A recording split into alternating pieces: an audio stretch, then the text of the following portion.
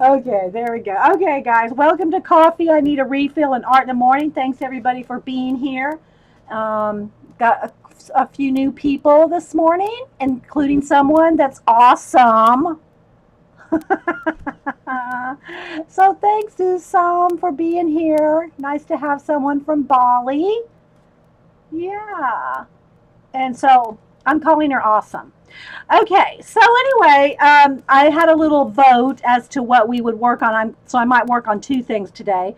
But I did did color and cut out this fairy out of this book, Just Add Color Fairyland book. And it's a double-sided pages, so if you do want to use both sides, you probably need to make a copy of one if you're going to cut it out and use it. Um, so anyway, in this case, I want this and these on this side of the page, but I'm not making a copy this morning, so I'm not going to color that. So I'm just going to go ahead and color this, cut this out, put it on this page, finish this page, and then I might work on, I also have a drawing started over here, a color pencil drawing. So we'll see how time goes. All right. So I hope everybody's having a good day. Thanks for being here. So because I'm working on a page that it doesn't matter if it sinks through, although I do need to get a piece of cardstock or something here. Let's see. Yeah, I got one here. Something to put behind this, because if I work with some markers and it sinks through, I don't want it to get on anything else. And I'm just kind of piling it up here so that I have a soft thing to work on. So I'm going to color this and these two little fairies here, cut this out, and that'll go on this page. I already did this one out of this book, so I'm going to kind of probably do the same type of colors, kind of teal, a little bit of purple, and the magentas, and then I'll paint in, let me get a page here so you can kind of see where we're going. I'll paint in a story of some sort, like this. There's one there that's done. Here's one that's done. And you can see that these right here, those three giraffes were from a different color book. And I just cut them out, glued them in, and then painted in a scene to go with them. I've had a few questions again on sealing these or fixativing them. I've had some questions on fixativing them. But I don't put anything on my color pencil. Okay, if I'm just doing collage and paint, like in the other Dilutions journal that I'm working in, and those pages I am putting a coat of varnish on. But when I do color pencil or anything that might have a tendency to lift, I don't varnish those. Okay, when I do my little art cards, those are just collage and paint, acrylic paint, so it's not going to move if I paint on a varnish. And I guess you could spray some fixative. I just, this is my art journal. It's not going to happen. So you can see these are all in different stages of being worked on, and this is what I'm going to work on today. I've got a couple other ones finished back here, or at least more finished. Let's see. This one's done. Let me just do a quick flip to the steampunk one. That's done. I think I got two steampunk ones done in here. So it's just a place to kind of play, and it's a place to use your color book pages. So if you've colored something in your color book, and again, you might want to make a copy. I know some people don't want to tear things out of their color book. Just make a black and white copy of it before you color it. And I would just recommend just thin, like copy paper, printer paper, because then when you glue it in, it's not going to be bumpy, especially if you're going to paint over something to turn it into a story, like I did this one. And there's another steampunk one. Where's the other steampunk one? Where is the other steampunk one? Let me see here. Let me do a quick flip here. Here's the fish. This one. So I still have to do some paint blending on this one, but she's like set to know where this story's going. So, well, I'm glad. And also, awesome. So if you, Miko, if you'll put in your blog link where you list all the different Ustreamers, then Usam can see a lot of the other streamers as well. Miko's got a good list on her blog. It's not a full list of everybody that streams, of course not. But it's a lot of the regulars. So if you want to know other people's times and when they stream, Miko's got an awesome list on her blog if she's still here. Hey, Lilith. Okay, so back to this one. I'm gonna start maybe with a little bit of a marker, and I just use these cheap Crayola bullet tip. Let me get one of the ones I'll probably end up using. These kind, because you can get a thin line, a medium line, and a thick coating. Now they're just water based. They're not like watercolors that are going to blend.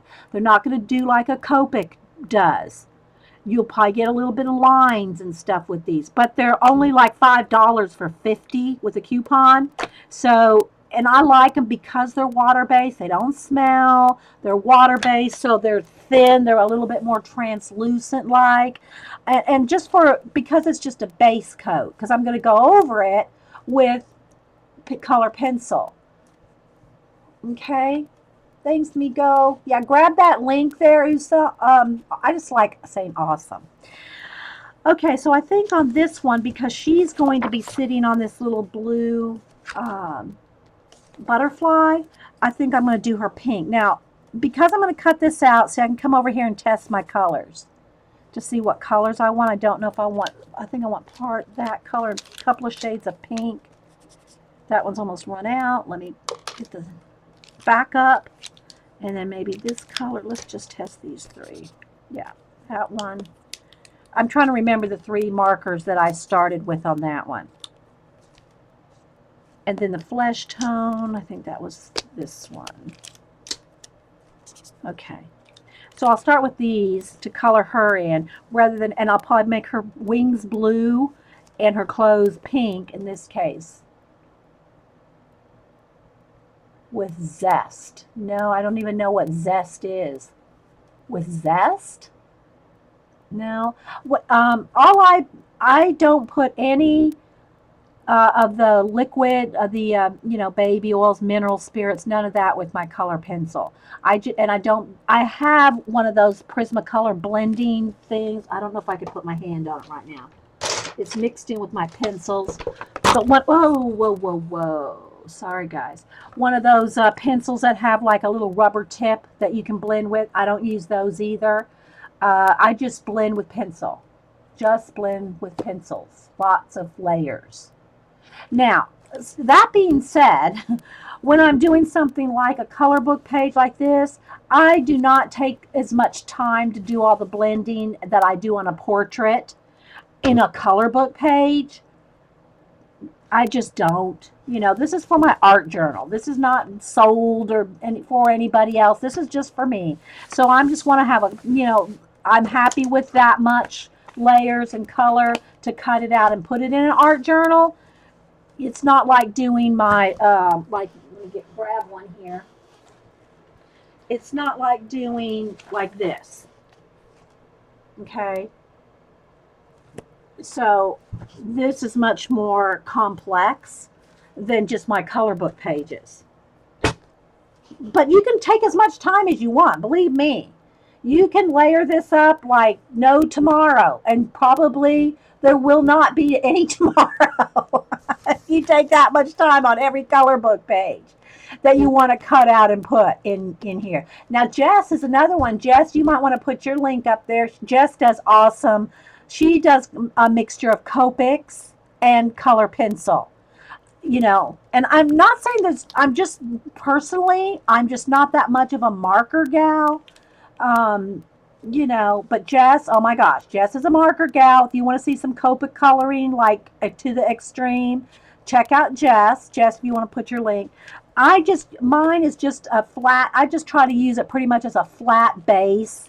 Like, for instance, her skin, is this the one I want?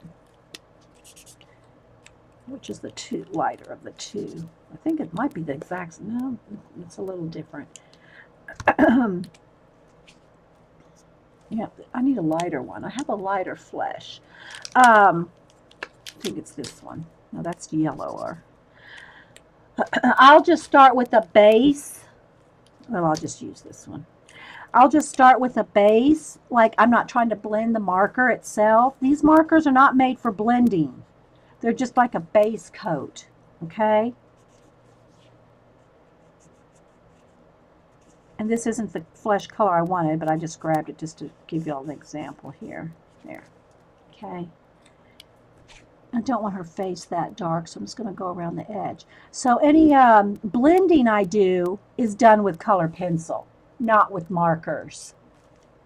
All right? So I don't know why I do this. Anyway. Okay, so I'm going to go ahead and just, this is just what I do, and then I go back on top of it with color pencil. And again, I'll tell you the tip that I always tell you, and I hope I'm not, tell me if I'm too loud, because the camera's like right there. So if I sound too loud, let me know, and I'll turn my volume down. You have to make sure that's dry. Now, it dries pretty quick, but if you put like a pretty heavy coat of color on there, it does get pretty wet. So you just want to make sure that before you start blending in here with color pencil that this is completely dry. Okay, so you see how I'm not trying to blend anything here with the marker. I'm just putting a flat coat of pink, because then what I'll do is I do all my blending with the pencils. Okay, and let's see, I think I'll go ahead and do her collar a darker pink, because I'm going to do these flowers a darker pink. And then when it gets all cut out, then I'll blend it into the background with paint. All right, so I think I'm just going to go ahead and do all these flowers that magenta sort of color, kind of like baby flowers of that one. So if y'all have any questions, put them in caps.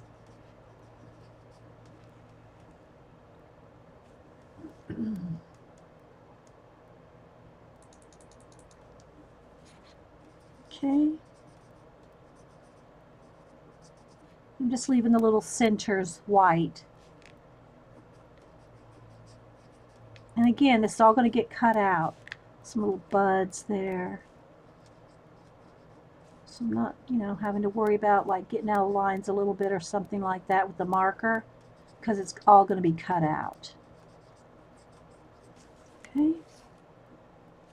All right, and I'm going to cut these two girls out too. Let me see the background here, because I know where I'm going to put this. So let me just do these couple of little buds here. And then the leaves will be another green. Let's see. What else do I want? I think I'll have her maybe be in blue.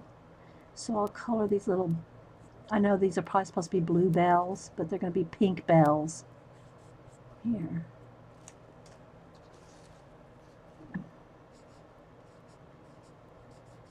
So this is just a fun way to kind of like relax, and if you just don't feel like drawing, which I always recommend drawing. I mean, personally, I would say try to draw the fairies rather than just coloring them. Try to draw them yourself so that you get practice drawing, but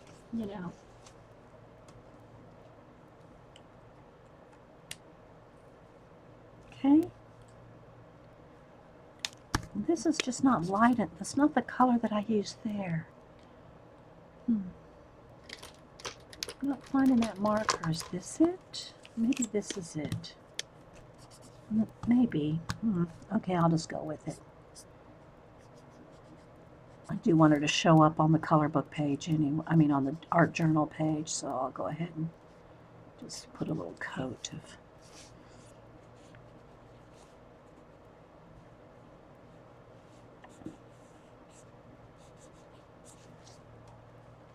Does anyone have any John Links anime? Cam did when he was younger. Jess.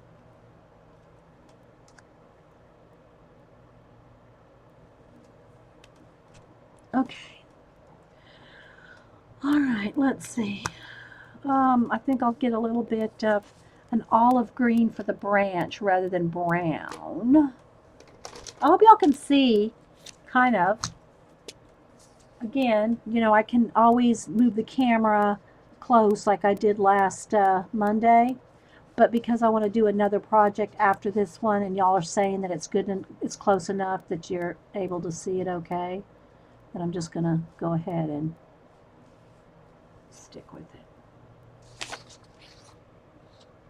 Okay, so again, it's just a base coat before I go in there with color pencil.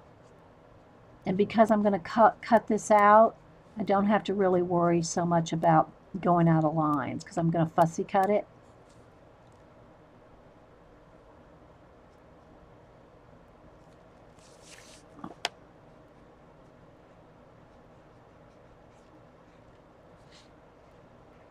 To put in the journal.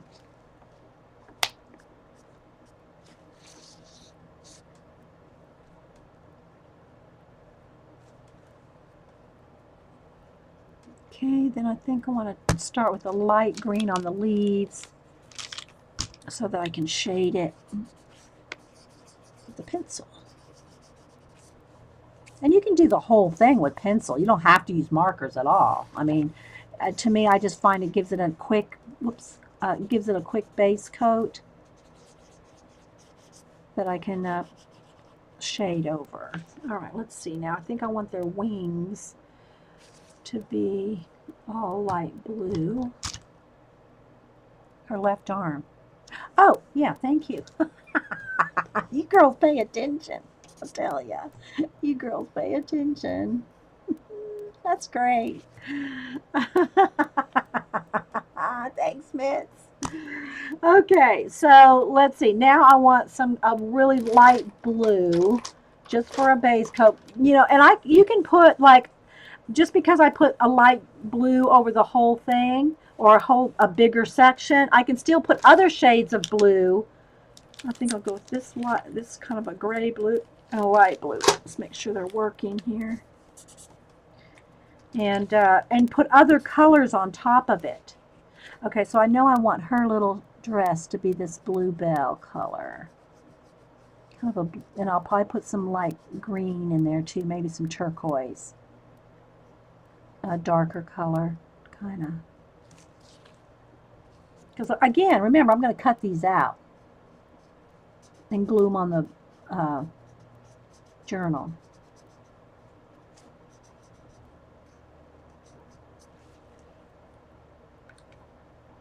Let's see, do I want, maybe I'll put some purple. Okay, I think I'll put some purple in her wings, and then this girl's wings will be all blue.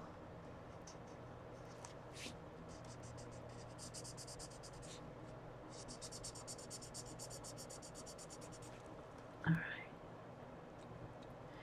And then their hair, I'll have them have yellow hair.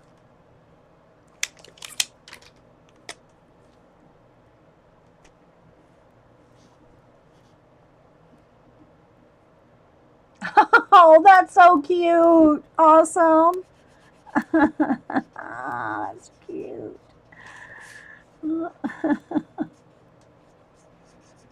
Okay. So I just want you to kind of see I'm not taking a lot of time for the base coat. Again, Jess, don't email me because she's probably freaking out how quick I'm just slapping this marker down when she uses Copics.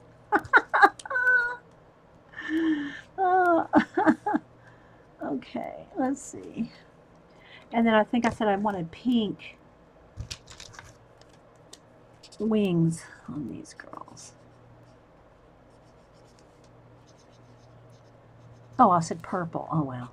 I'll put some purple shading on there. Okay, there we go. So I just got to base coat it. All right, so let me move the markers out of the way. And got my color pencils all right here in a tray. All right. Got a little sharpener thing right there. All right, sip of coffee. All right. So I will get out. I'm going to try to remember some of the colors that I used here. Raspberry, a hot pink, a flesh color, skin color, like a medium, a light one, and a medium one. Or even a light brown with a soft touch. You can get the shading. What else? A couple of blues. I want the gray blue. Oh, sorry guys, my head's bumping on the thing again. I want a couple of greens for the leaves. One to blend, a darker one, a teal color. Oh, and a couple of gray blue and got the teal blue. That's probably enough. Those colors are probably good. All right, so I'm going to sharpen them over here. I got a little tray here to sharpen into. Every time I lean over to sharpen over the trash, I always bump my head on the tripod thing. So,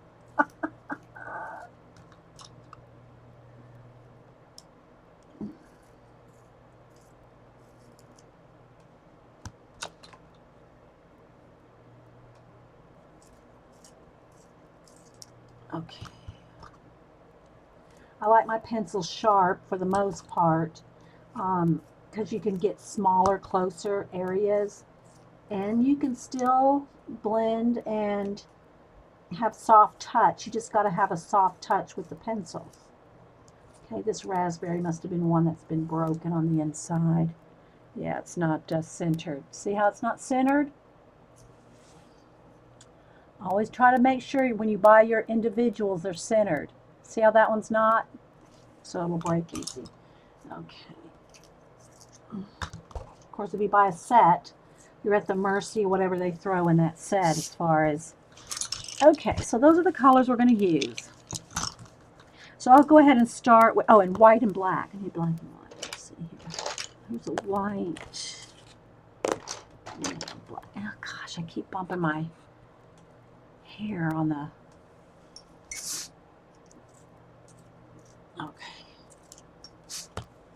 All right, so I'm just going to, let's make sure it's dry. If it's not dry, you want to hit it with the heat gun because your color pencil will not blend over wet marker or wet acrylic paint or wet anything. It needs to be dry. Okay, so I'm just going to highlight her little, again, remember, these, this is going to be cut out, painted over. You know, I'm just not, it's not like a portrait, and I'm not treating it like one. I want it to look nice, but I'm not going to get all fussy about it. So it just depends on how much time you want to take, what you're going to use it for.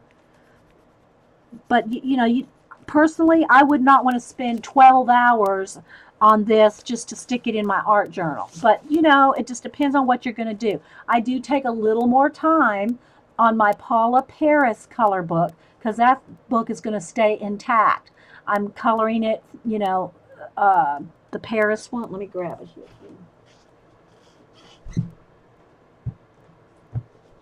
And I just call it my Paula Paris because she's the one that enabled me to buy the Secret Paris book.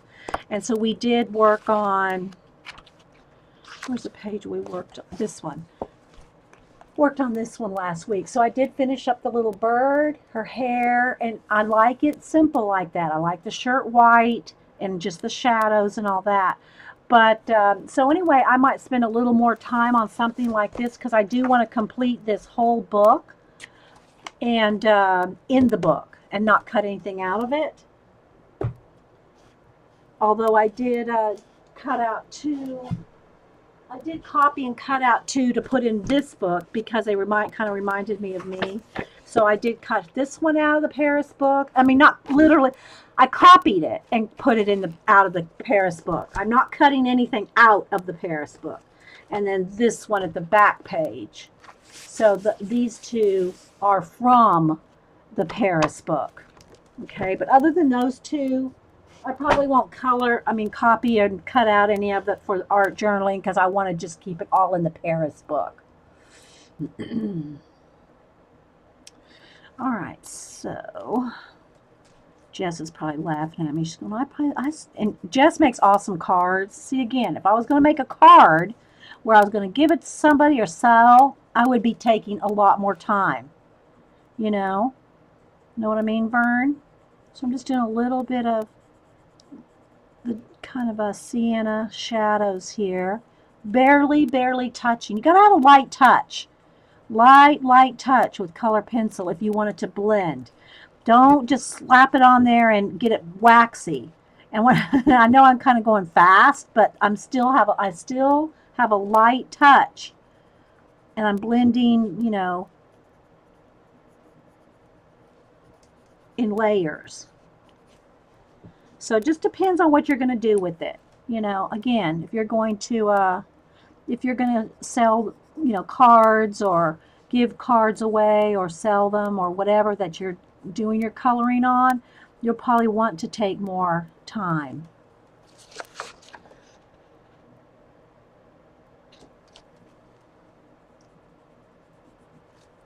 And when you see Jess's work, you're going to go, oh, yeah, I see what you mean.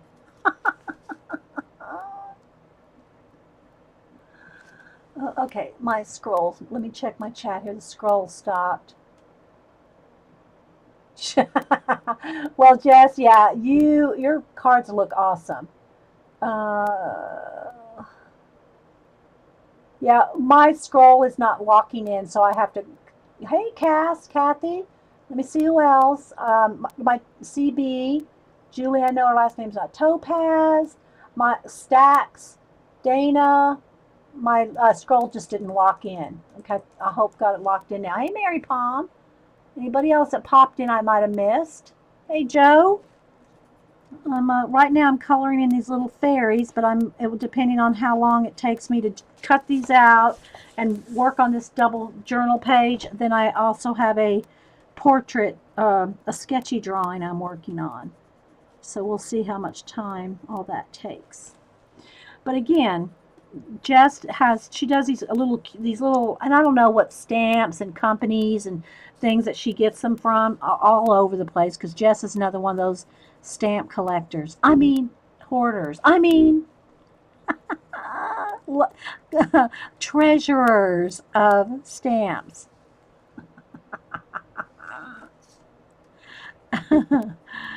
And she does awesome Copic coloring. So these are just little cheap Crayola markers that you can get uh, on sale with a coupon for $5 or $6.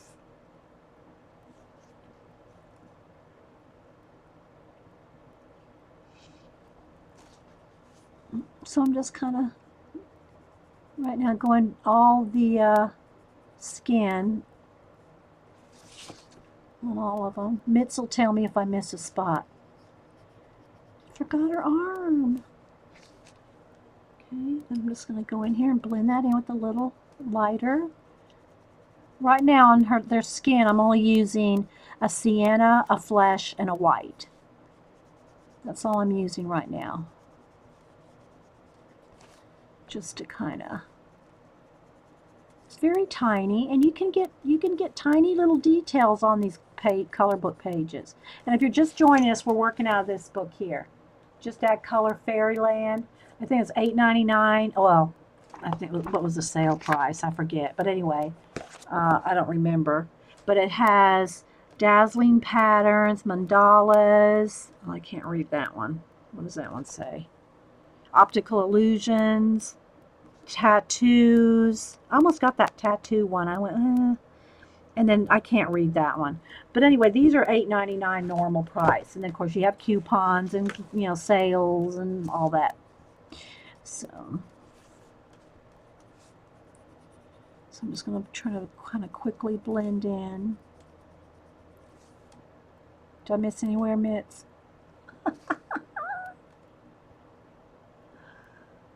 Dee Dee said a markers could about, yeah, one marker, exactly. Yeah, Copics can run anywhere. You can get them on sale every now and then. But and online, of course, is cheaper online, but they're like $5 to sometimes, depending on what country, maybe even up to $10. I don't know how much you pay for your Copics. Well, I'm sure you know places online, Jess, to get your Copics cheaper than, $8 to $10 each. But yeah. But my forte is color pencil, not the marker. The marker is just, for me, it's just a base coat. Y'all saw I just put a flat coat of the one color. Okay, I think the flesh tones are good. All right, so now I'm going to come in here. I mean, I want to get it done, but I don't want to hurry too much because I do enjoy, for me, it's the process. Okay, so on the branch here, I'm going to go ahead and take kind of the blue-green. It's called, what is this? Peacock blue. It's kind of like, it's not a teal in the sense of like this. You can see the difference between a teal color. This one's called aquamarine, and then there's also, what's this one? That's another aquamarine. Anyway, like a teal color. The peacock blue is really kind of a forest green with a touch of blue. But that'll be a good shading color, so like I did here. You can see the shading that I did here. Oh yeah, and you buy the refills. Yeah, $4.95 for refill. Let me ask you this, Jess. I've always been tempted to buy just the refill. Can you just use the refills as like with the dip pen or something like that? I mean, how's the ink quality just in and of itself with the Copic inks? I want to just buy a color, just a refill, just to kind of see what it's like. But I've never, I've always used calligraphy ink, so I'm not really, um, hadn't really, but because it has such awesome colors.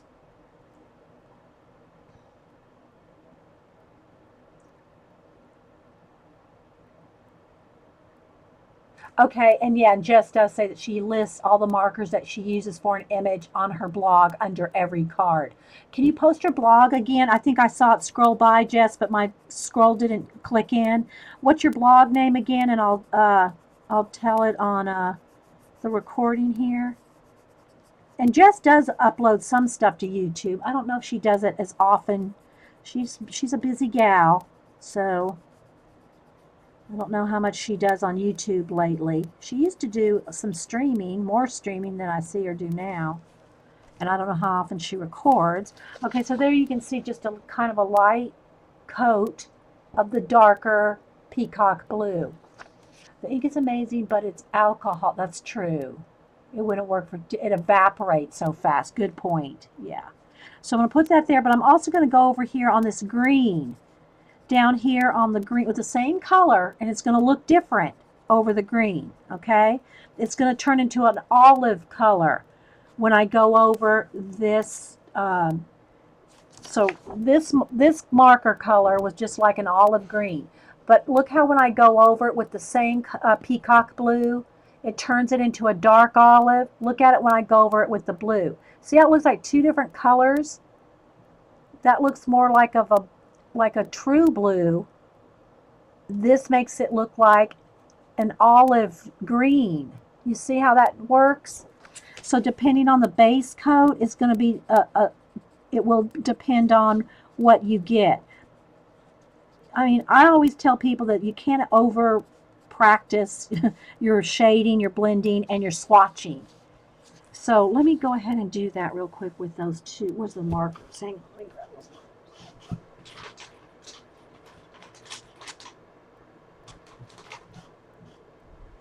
Okay, I think these are the two colors that I used. What color? Yeah, the marker colors, they don't have names on them. You just got to kind of go with the lids, and that's why you see me testing them over here. I'm going to cut these out, so I'm just using the sides here for test. So I can't tell you the names of the colors because they're just those cheap Crayola kids. The Supra tip, like a bullet tip. Did I miss your blog again, Jess?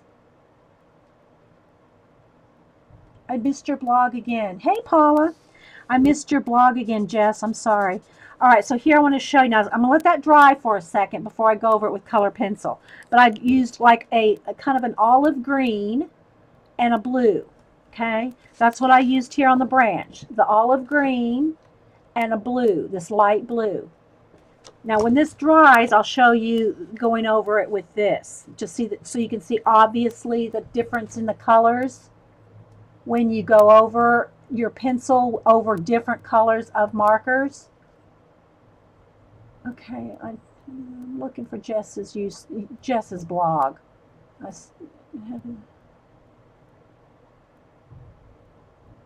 Okay, I missed it again. Oh well. Okay, now she had to go do something.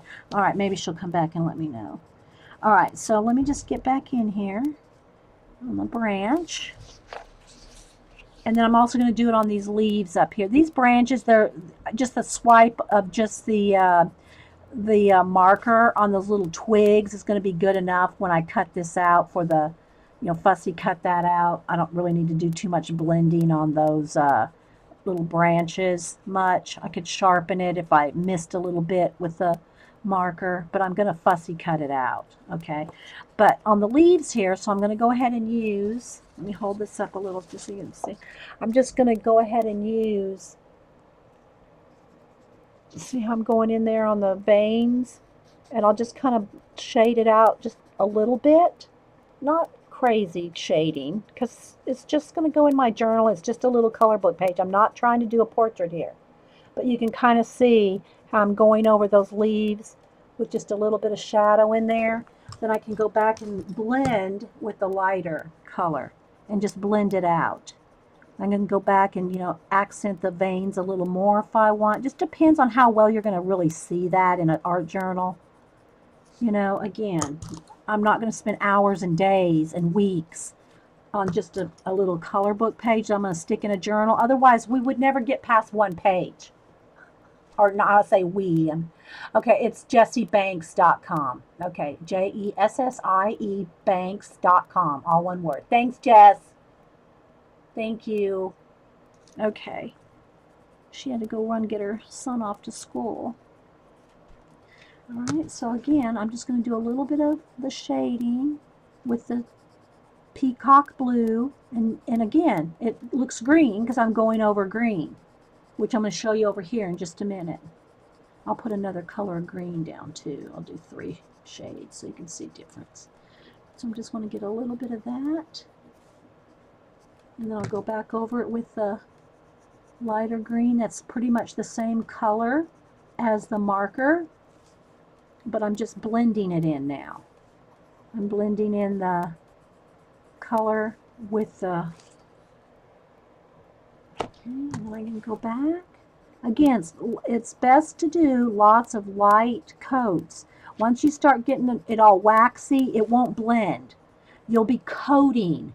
You'll be putting a coat of color over wax. It won't be blending, it'll just be covering. So in other words, rather than, let's see if I can give you an example. Rather than having colors blend by putting lots of layers and light coats and going back and forth and blending, okay, and getting different shades and tones of whatever skin or whatever you're working on, rather than getting all different kinds of layers and stuff like that, if it starts getting, oh, let me go real hard right there. If I get a waxy buildup, okay, if I get a waxy buildup right there, the only thing that can be done is to go over it with another hard coat of waxy buildup. But there's no blending. It's just covering. Well, I can't really zoom, Carrie. I could take the camera off like I suggested earlier and do that. Or I could just keep holding it up. Or take the camera off. And put the camera, facing here. I just didn't think this was going to take you much time. Okay, let me get the light green here to show you here too, so that I can have these 3 colors. Now I'll have to let that dry a second. But what I'm going to do, where these 3 colors are, I'm going to take that same pencil and go over all 3 so you can see how it looks different depending on the 3. Okay. But anyway, all right, so now I'm going to go in here with a little bit of white and give a little bit of highlight on this major wing here. where it's going to show the most obvious. Okay, just a little bit of highlight, and then I can go back in there with the light blue or the kind of a gray blue here, kind of blend it in.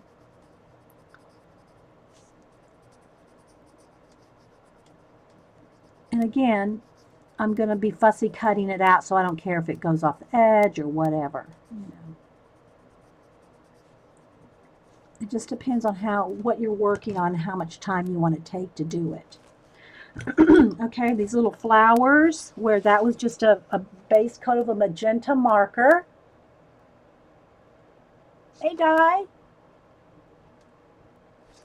I'm going to go in here and kind of do a little bit of shading, or yeah, shading around some of these areas. And then I'll go back in there and kind of maybe blend it out with a little bit of white. I mean, you can take your time, and you can put 5 layers on every little thing. And there's nothing wrong with that. I'm not saying don't take your time to color well. I'm just saying it just depends on how much time you have, what you're working on, if you're really practicing your shading, or if you just want to color it quick and throw it in your art journal. You know, it all depends on all that.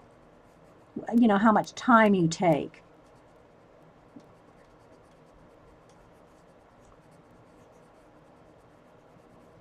Okay, so you can see that little bit of dark.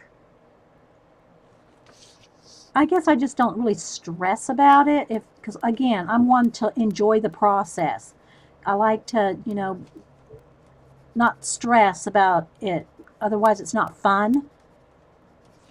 If it's not fun, I'm not going to enjoy it. If I don't enjoy it, I'm not going to do it well. All right, so, and I can do it a little faster because I've done so much color blending before. And you might want to take more time if you're just picked up your first set of color pencils.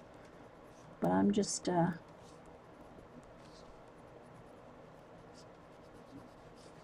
little bit on her collar there, because her collar looks like it's made from those flowers.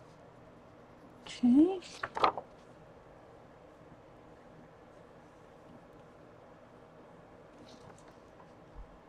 And maybe just a little bit of a golden color shadow in her hair around the flower. And again, just maybe a little bit on these little fairies here. You're not going to see it very much. If I was going to cut this little fairy out and put her on a card, I'd probably be doing much more intricate work in her hair rather than just putting a little bit of shadow on her hair. I'd probably be, really concentrate on getting all the little hairs a little better and all that. If I was going to cut it out and put it on a card or something more special. Hey, Ella. Okay, so maybe I'll just take a little bit, and I think I'll just pull in I'll just go in the center of these flowers with a white and pull in a little bit of the magenta pencil and pull it in. But the other tip I always tell y'all, other than make sure whatever underpainting you have or undercoat is dry, to always make sure and clean your pencils. See how it's got the magenta on there? Let's go over here and you'd probably be able to see. Look at all that color that's on that white pencil. You don't want to get all that on a portrait. So you want to make sure you clean the whites or any light color, really, any color that you don't want to cross over.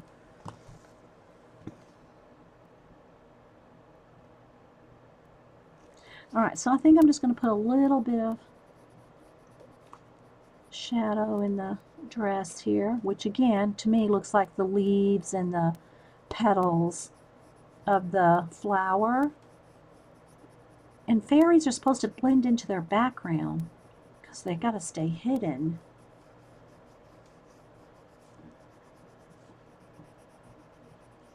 So just do a little bit of shadow there where she's sitting in there. Okay, so just put a little bit of shading there. And I think I'll go in there maybe with the little flesh color, kind of blend it in. And I want it to stay kind of that pink color. I'll just blend it a little bit here.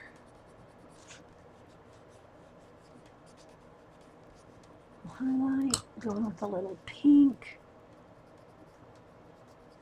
So I'm trying to keep it to probably, I'd say, like maybe 3 colors on each section, a light, medium, and a dark. And then you can always go in there with even darker, like, let me show you an area here in just a minute, to really give it some dramatic shadows.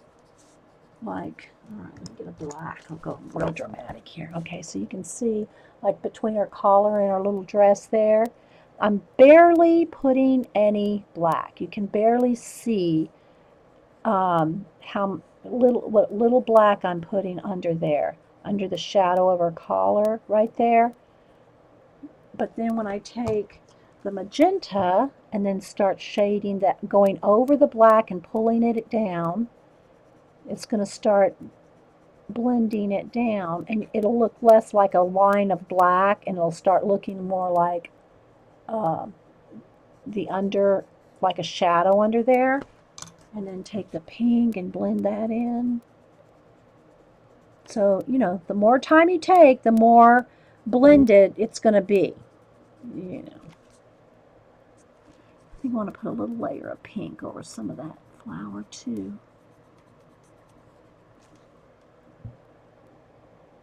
But all these little folds, you can really get in there. Like, let me take a brown.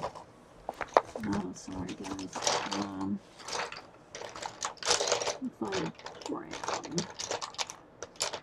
Brown or gray.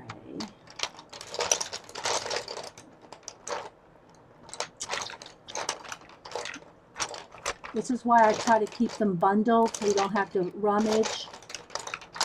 So it's best to keep your colors bundled like this so you don't have to rummage. So let me just go over here for a brown. But you can get in there and really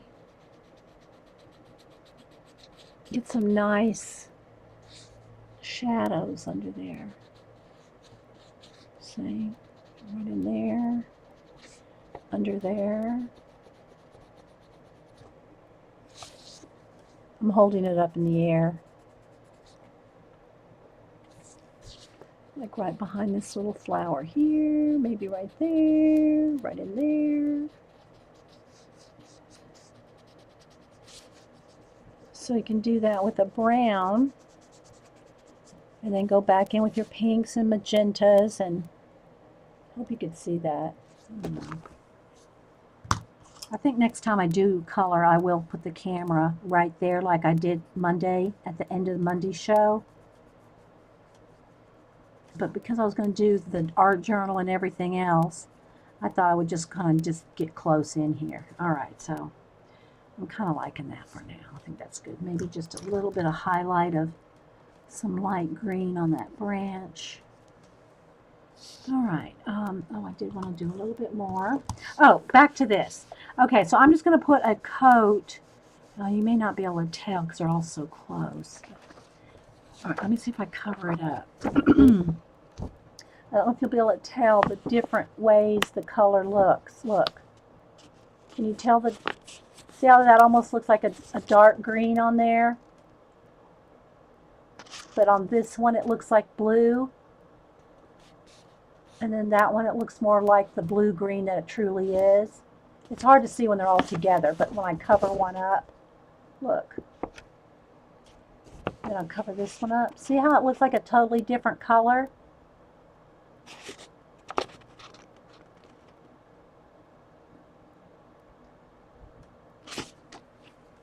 So this is the kind of thing that's really good to practice, seeing what, and again, because they're right next to each other, let me try to do this again. Let me get a spot down here, because I want you to really be able to tell. When they're right up next to each other, it's kind of hard to tell. Then, where's the olive green? Okay, I'll let that dry for a second.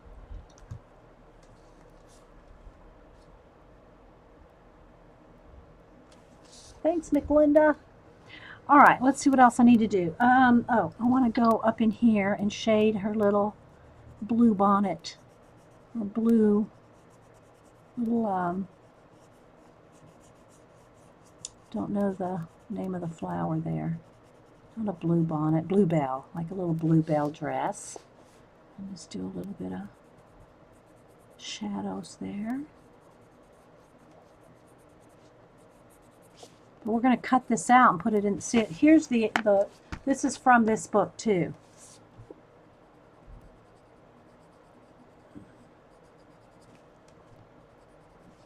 And I'll just go in there and blend it with a little bit of white.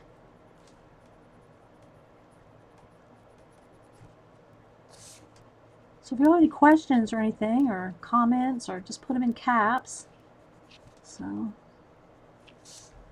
a little bit of shadow on our little bodice there. Same for this one. Did I miss anywhere, Mitts? Okay, then back to a little bit of magenta in her wings. So you don't see a lot of it. You just, I'm gonna give essence of shadows there because I'm gonna cut it out and glue it in the art journal. Okay, a little bit of shadow on the flower buds.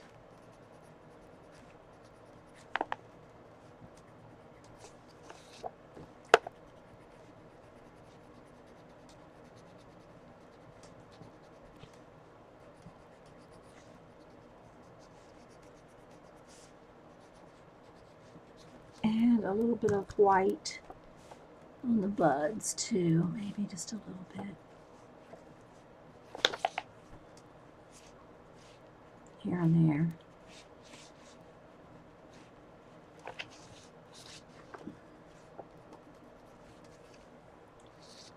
Okay, clean that off. A little bit of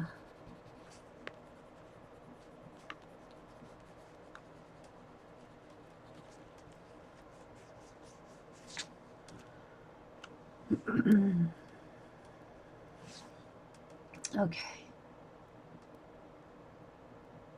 Thanks, Cass. More links for color book pages. All right, so now I'm going to take the peacock blue, and again, I'm just going to go like right over the whole thing, but I want you to see each one again. All right, so there it looks like peacock blue on the lime green.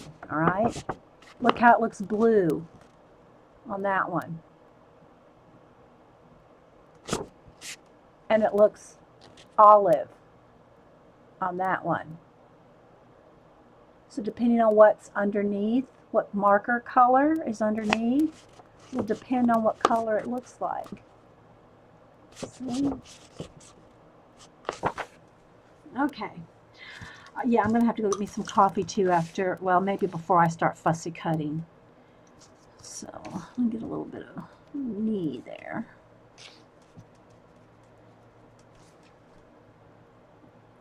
So I'm just kind of looking it over, seeing if there's any bits that I really want to kind of blend out, or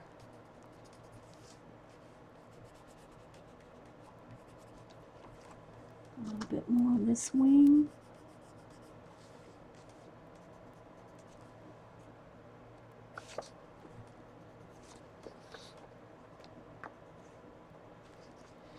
Okay, I'm just looking it over and see if there's anything else I want to add.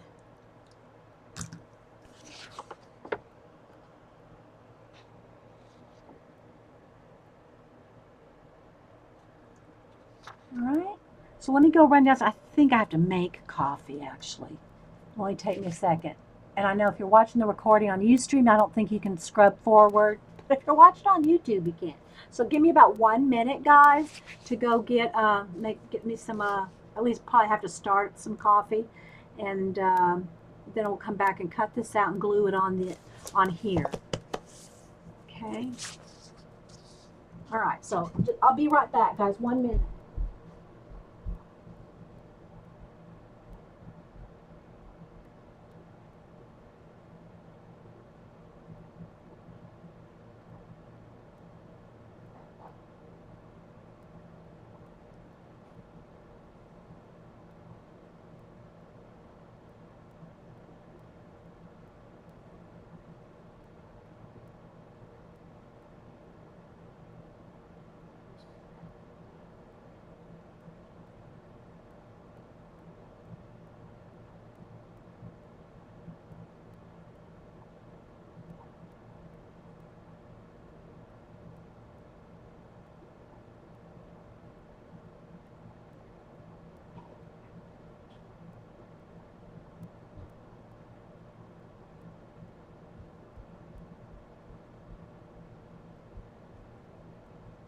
Okay, made me another pot of coffee.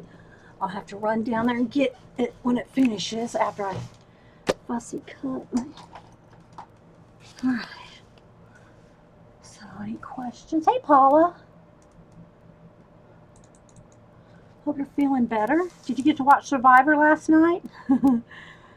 Alright, so now I want these two separate and her separate. So, what I'm going to do first, just kind of cut them out. Just kind of, and I might use those on something else. I don't know. I'll keep them just in case. So I'll just kind of cut around them and put them in the back of the book.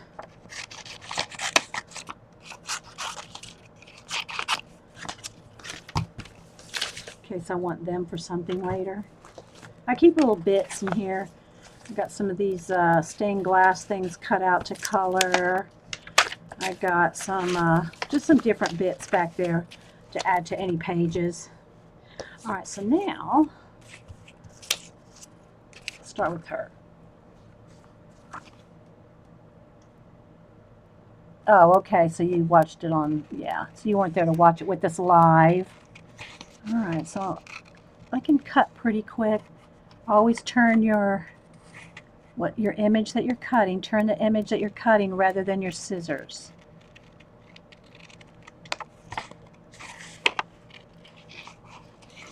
You'll get a cleaner, more accurate cut. And then I just, when I get to when I have a lot hanging there, then I just like whack that off and keep going. And I'll show you a trick for cutting on the inside of things without getting out an X-Acto knife. If you're going to glue it down on something, like I'm going to do. You could get out an X-Acto knife, don't get me wrong, but I don't take the time to do that when I don't have to.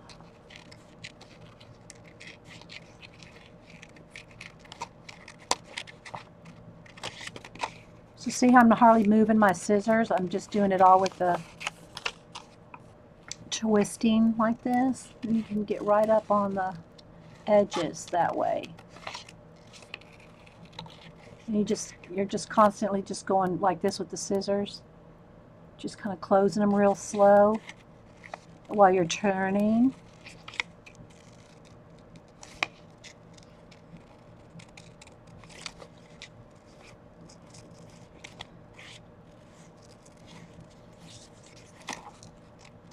Cut off that bit.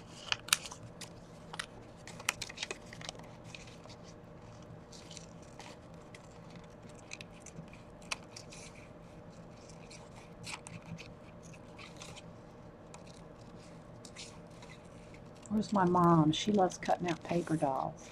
She always did. She always loved cutting out paper dolls. Then I got her into scrapbook. Well, she always did the paper doll thing when we were kids. But then I got her into scrapbooking later in her life, and now she's into color books. I told Mom, and I said this on the last stream, I told her that when she comes for Christmas, that we'll just go color book shopping for each other for Christmas presents. Hey, Carol, anybody else popping in? Yeah, so Mom and I'll just go color book shopping. She got she called me up from Barnes & Noble a couple weeks ago. What was the name of that one that it's like the magazine? And I went, Daphne's Diary? Yeah! So she got her the Daphne's Diary color book because I had that one and she really liked it. She saw it on my stream, so she went and got that one. So let me just finish up here.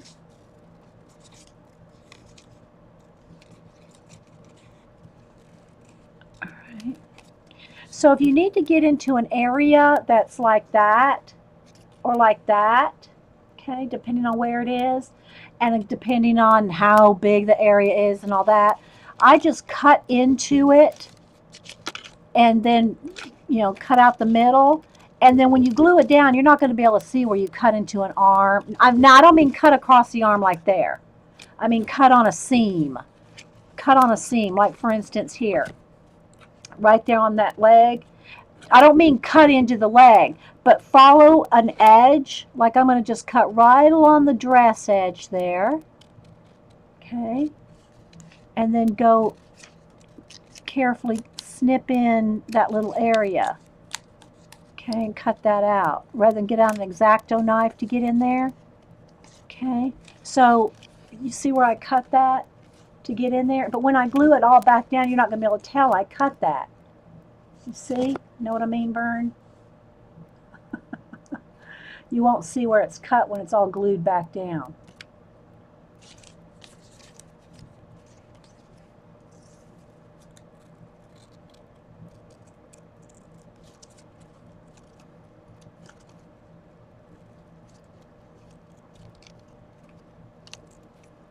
Snip that little bit off. Come at it from this angle.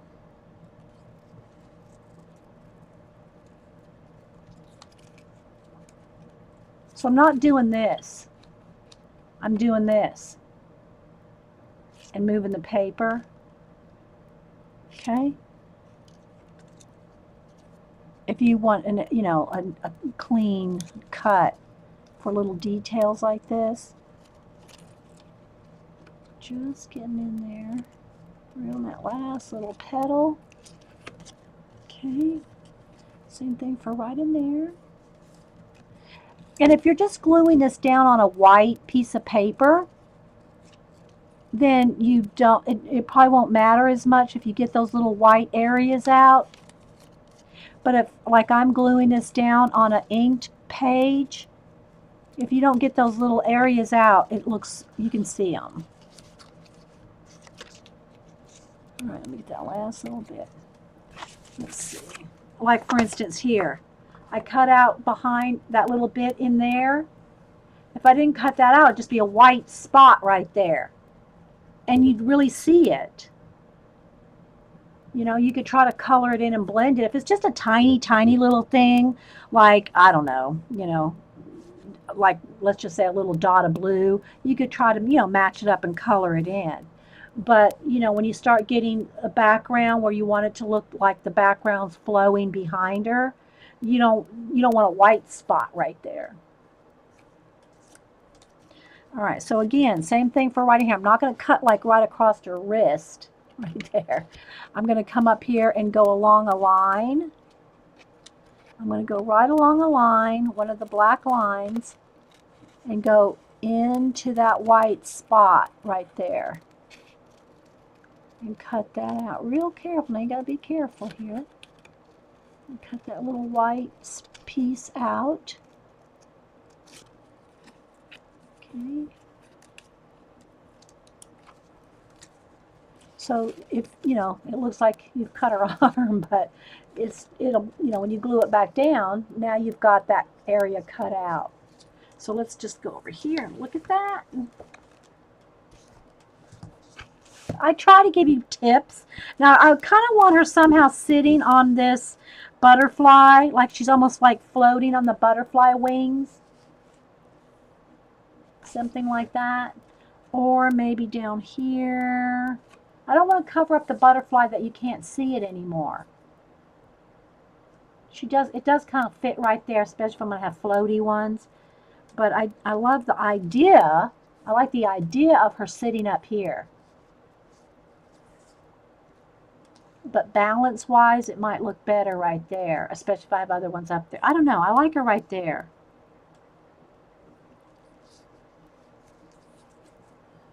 Because then these pink flowers almost look like they're coming from there.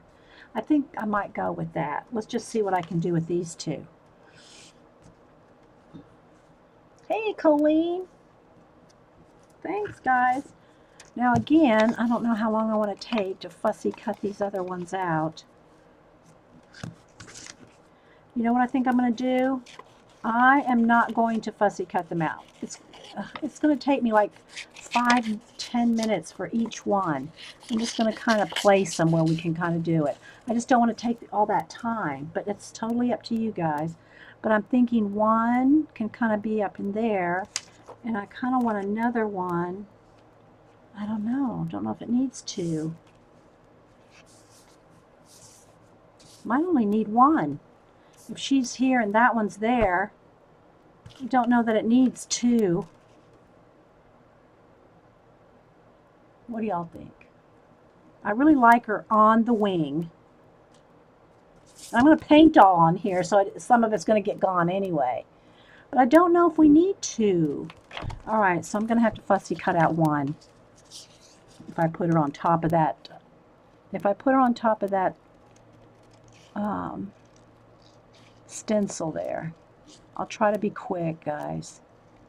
Y'all think about where you think it should go. It won't take me too long, but it is tinier, so I got to be a little bit more.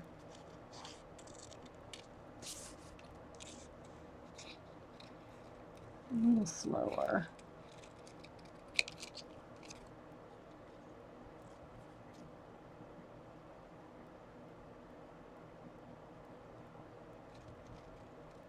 I'll stop to look at chat.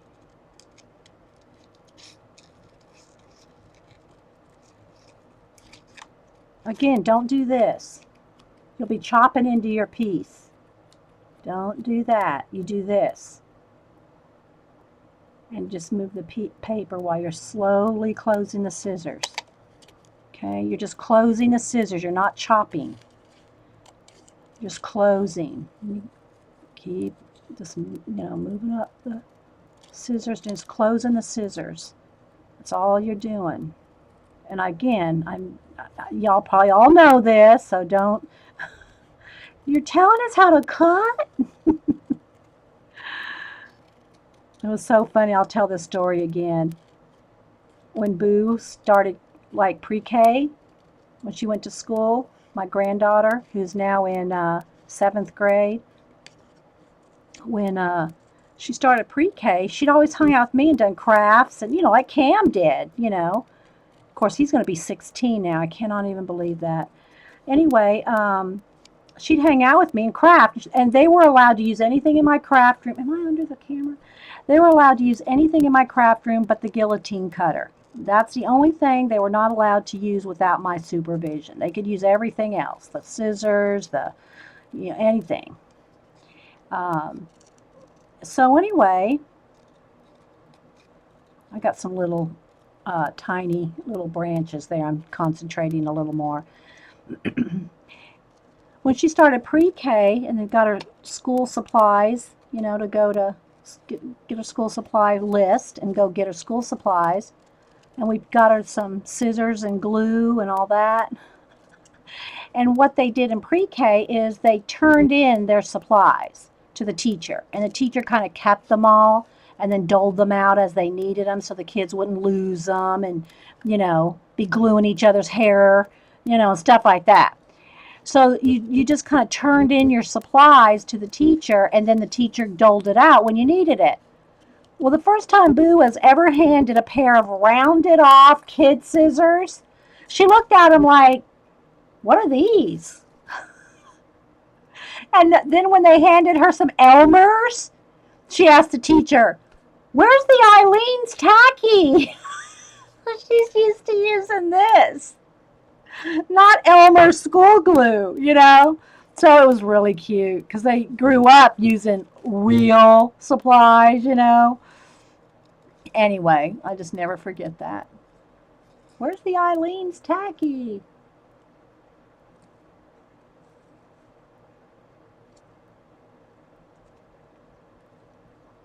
Don't get discouraged. I see the word discouraged. No, no, no, no. It's practice. You're awesome. Just practice.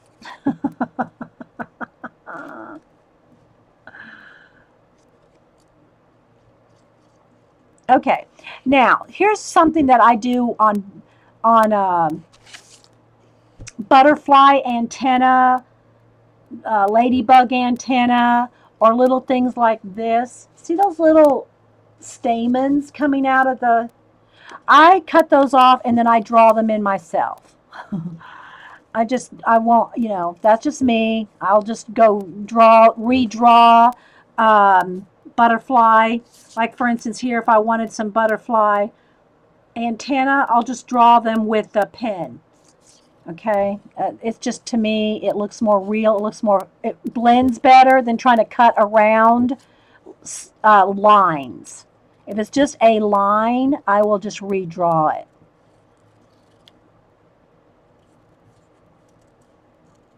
Because it doesn't look like it won't look the same as it does on the color book page. If you try to cut around it, you'll have a white line around the black line, which, it may not bother you, but all right, here we go. We're almost done.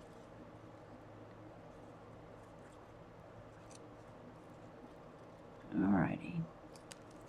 Let's see here. Okay, so again, inside there,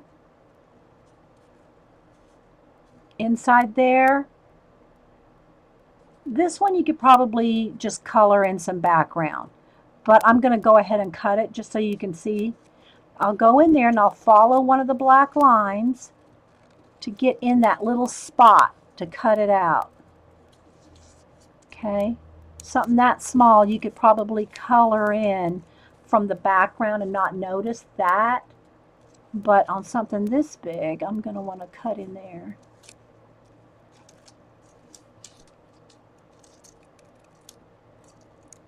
Now, I'll tell you, remember Sherry's cards that we showed a couple weeks ago, which I've sent out tons of those cards, by the way. She did this. She fussy cut like this a lot of her little stamped Prima girls. I should go get you one to show you. Okay, I don't want to cut. There we go. All right, so there you go. I missed a little spot right there. I need to get it right back up in there. And if you cut off a flower or something, you just, especially if you're just going to glue it in a journal page, just glue it, you can just glue it back. Let's see that little bit there. There we go. Okay.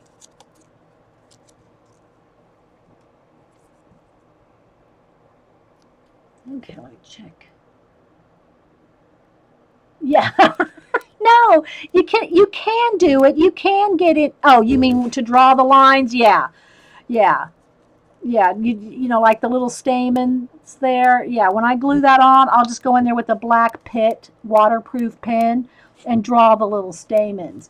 Or when I glue her down, when I glue her down, I don't even know if she did or not, if there was any butterfly antenna. No, because these are her wings. They weren't an actual butterfly. It's her wings.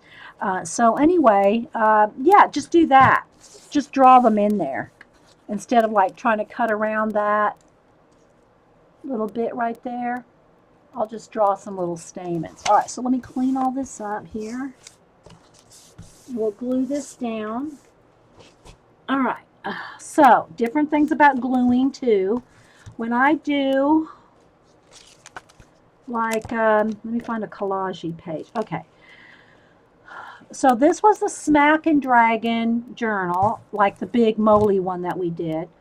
And what that entails is spritzing down inks, and in this case I used dilutions, spritzing down some inks on a non-porous craft mat or whatever piece of plastic, spraying some water, turning your journal over and smacking it and dragging it, or your art cards, or your piece of paper, or your cardstock, whatever. It's all the same. You smack and drag it. So that was the first process. Then I used stencils. You can see some stencil here, some stencil there. And with the same dilutions, I used the same colors of dilutions throughout the whole book. I'd spray some stencils. And then, of course, a lot of that dilutions ink, you don't want to waste it. So it's still on the stencil. So you can either put it on the next page or another page or whatever left over on the stencil. Okay? So that was the second layer. And I do all my art cards the same with the collage part. Okay, well, I don't want to mix up the two. All right, so that is a water-based, it'll move with water. However, I have found that in the Dilutions book, because I don't gesso anything, especially in this Dilution kind of thicker paper, when I would spray the inks or smack and drag or stencil and spray with the inks, the Dilutions inks, it doesn't really move a lot.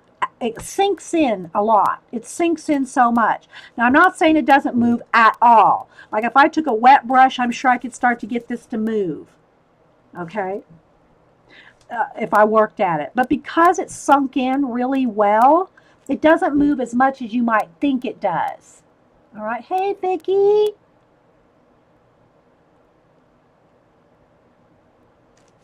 Vicki.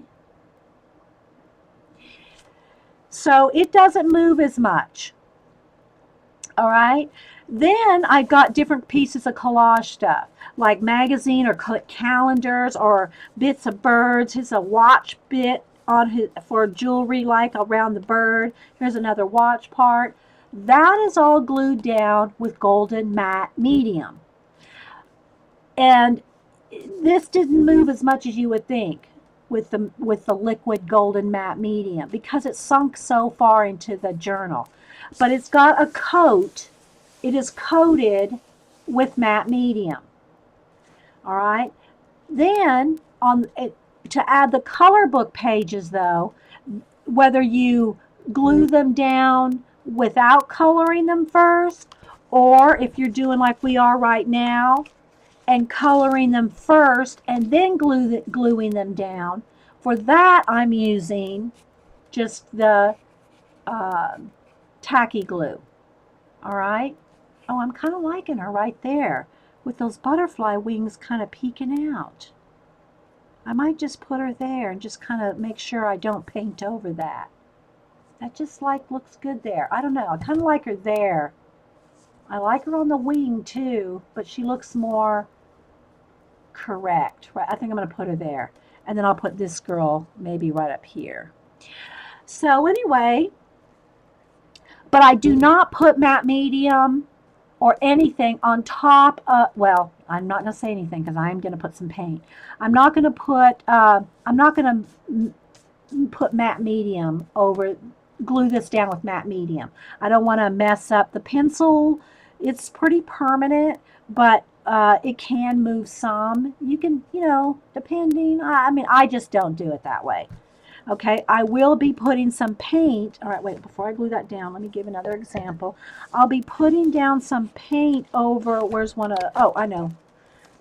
Let me go over to the giraffes. That's a good one. Okay, so these are color pencil glued down with the Eileen's Tacky, and I did go over it with some white paint to make the water. It's not going to really, it's not going to move like it would be if it was watercolor. Okay, but that's my point here, is this is all just color pencil. It's fine to go over it with just a kind of a dry brush of acrylic paint, but on these girls here, especially her, this big area of marker, underpainted marker, if I start doing a lot of painting over this, it's going to smear because of the water-based marker.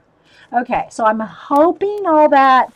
Let me know if you have any questions. I know I do over-explain, but sometimes I think I leave things out. So if I left something out of that, let me know.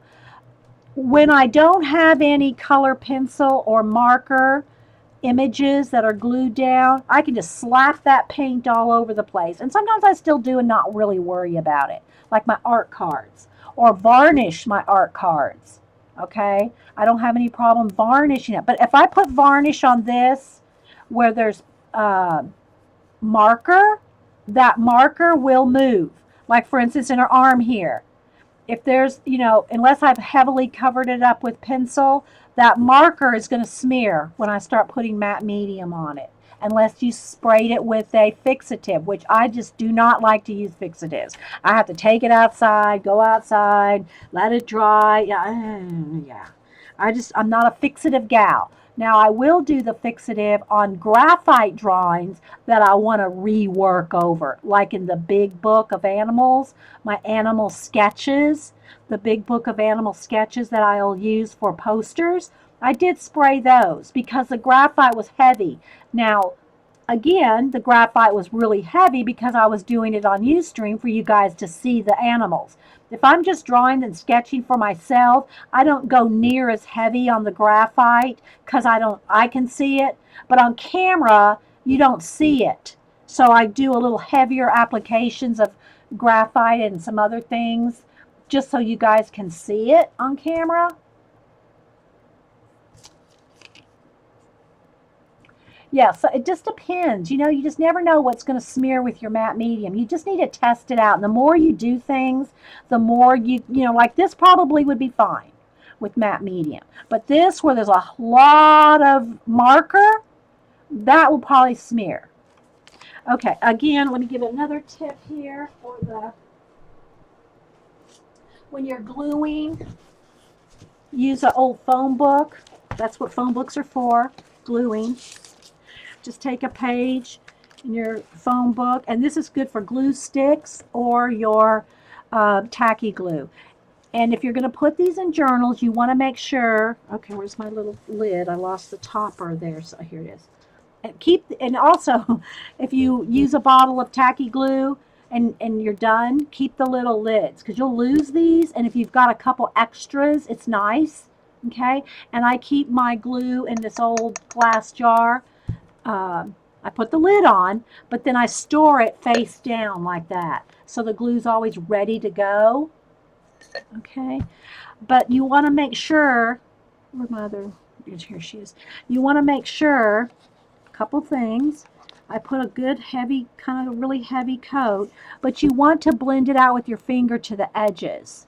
Now, some of these are delicate. You want to take your time and be careful not to, like right there, I bent that little stem. But I will take my finger and go off, all the way off the image so that you know that all the edges, try not to move it around so you get glue on the front. But you want to make sure, especially if you're going to glue it down into your journal, that you got it all edged out. And sometimes you'll miss a little bit after you've put it in the journal. Then you can just go back and like tuck a little bit of glue up under there. But I'm real picky about having no edges curling up. The other thing is you want to smear all your glue out like this so that there's no bumps. If you have that wad of glue right there and you try to glue it on your page and you have not smoothed out the glue, you're going to see the bumps. Especially if you want to go back and color it, after the fact. You want to make sure it's glued down really well. Another tip is if you're gluing things down, and then going back to color them, you want to make sure it's dry. In other words, either hit this with the heat gun or just wait before you color it on because it's damp. The paper is damp, and if you start trying to shade on damp paper, it's not going to blend and shade as well, and you have the risk of like digging into the damp paper. So if you're going to color, glue these down first and then color them. Make sure it's perfectly dry before you start coloring. You know what I mean, Vern? Does that make sense? Okay, and then what you do when you have your phone book, then you just close that phone book and those pages are glued together, so you never have to worry about using that page again. All right, so here we go. So let's put her like right about here. And this tiny thing, I might have missed a little bit of the flowers on the edge, so I got a little glue on my finger that I'm just going to go under there and make sure each one of those little flowers are glued down. I'll get a little bit more glue on my finger. Because those little things, I didn't want to push too hard and tear them. So I'm going to go ahead and just make sure they're all glued down here. Her little foot. Let's make sure that's, there we go. All right, there we go. Yeah, it is, Dana. I'm not a fixative gal. Like I said, I will if I've done a heavy graphite and I want to work some stuff over it. I will go back and go outside and do it. But I don't even know where my fixative is in here. It's on the shelf somewhere. I just don't use it that often. All right, so I think that's good. So you can kind of see the little scenario there. So again, I just try to, as the tips come to me in my head while I'm doing it, because I've done it all before. I've smeared things. Things, didn't blend, didn't work, didn't, smeared and all that. So I just try to tell y'all so you don't do the same mistakes. But, you do it once. You take some color pencil over a damp image and you cut into it with your pencil, or it feels bumpy because the glue's not dry underneath. You do it once or twice, you remember.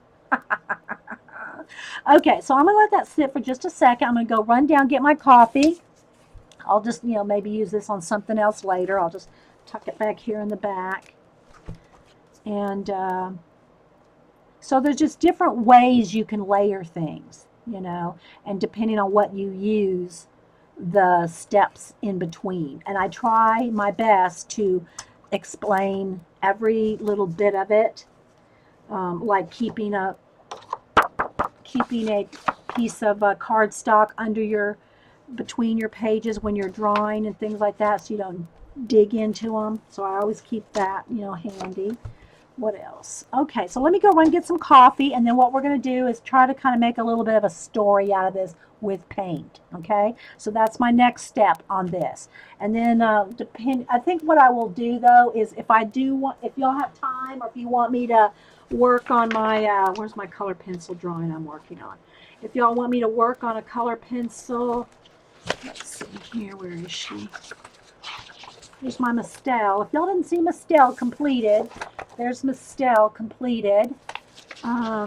So this is the one I'm working on now. I've got her kind of sketched out a little bit, and that's as far as I got on her, so I might work on her, but I'll start a new recording for that. Okay, so Vicki says she's in several coloring book groups on Facebook, and lots of times they're always asking you, what do you do with your finished pieces? Yeah, well, you can tell them to cut them out and use them in their art journal. I'm trying to show lots of different ways that we can use these color book pages. Again, if you don't want to cut them out of your book, make a copy, then color them, and then put them in your book. Or like we're going to do either an ATC color book page section swap, or it seems like the ones I've got probably about 10 or 15 responses so far, that if we do a color book something swap, I'm getting about 50-50, maybe a little bit more response on doing a color book page and doing the swap of just one page. And it could be, again, you can copy your color book page and we'll swap it. You don't have to tear your best, Paula Paris book apart, to do a swap. But it's going to have to be fully colored. It's not going to. We won't do copies. We'll do actual color book. So you can do swaps with them, Vicki. Tell them they can do swaps. I don't do anything with them, Ella. Now my art cards that are just paint and collage, I varnish those. But for instance, like if we did an ATC swap, something like this, there's nothing on it. It's going to be just flat color. And again, you can use markers, color pencil, you can use Crayola crayons if you want in your color book. But no, I don't put anything over these. I don't varnish these. If I've done color book, coloring, marker, or color pencil work in my art journal or on an art card, I don't varnish them. Yeah, I don't varnish that. So yeah, using them in your art journal. All right, let me go and grab a cup of coffee, and then now I'm going to add paint to this and turn it into a story, like like one of these, or where's our giraffes? Here's that one. Where's our giraffe? toward the front here. I say ours because when you're here working with me, I consider like we're doing it together. So I call it our giraffes or so all again, it's got smack and drag ink in the background. Then we did some stenciling. Then there's some collage elements. Then there's the giraffes that we colored from the different color book. Cut those out, glued them on, and then paint to make the whole thing into a cohesive story. Okay, this one's half done. So, all right, let me go grab some coffee.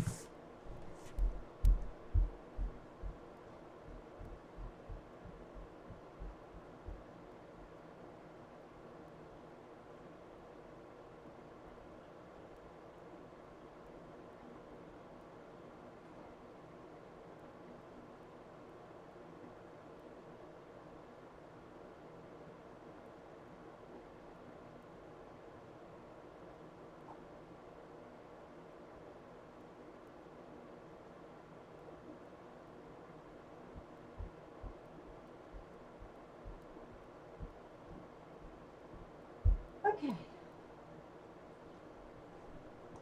So let me sip my coffee for a minute and check chat. Then we'll pour out some paint.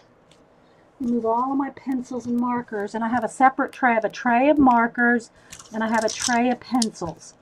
I'd like to be able to, get right to a supply if I need to. And it's easier when I store things like with like. Okay.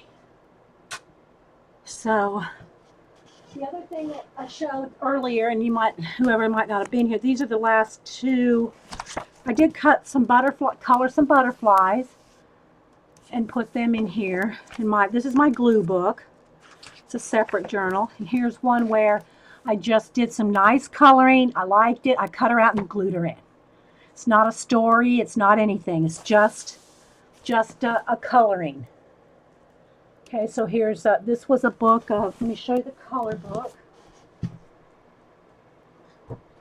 This one was Japanese kimono designs. And this is it's not a copy. Because this particular book, these Creative Havens, are one-sided, so I'll just tear it out, color it, and cut it out because I'm not ruining a backside, page.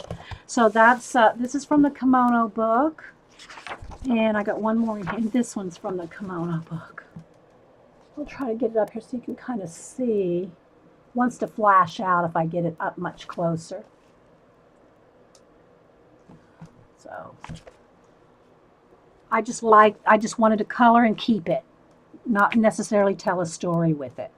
But I did do one in here where there will be a story with one. I did cut another girl out wearing a kimono, but I don't remember where I glued her in. Let me find. There's the steampunk time travel page. That one's done. Where is she? I think it's more toward the back. Here she is. So can't get too close, it just flashes out.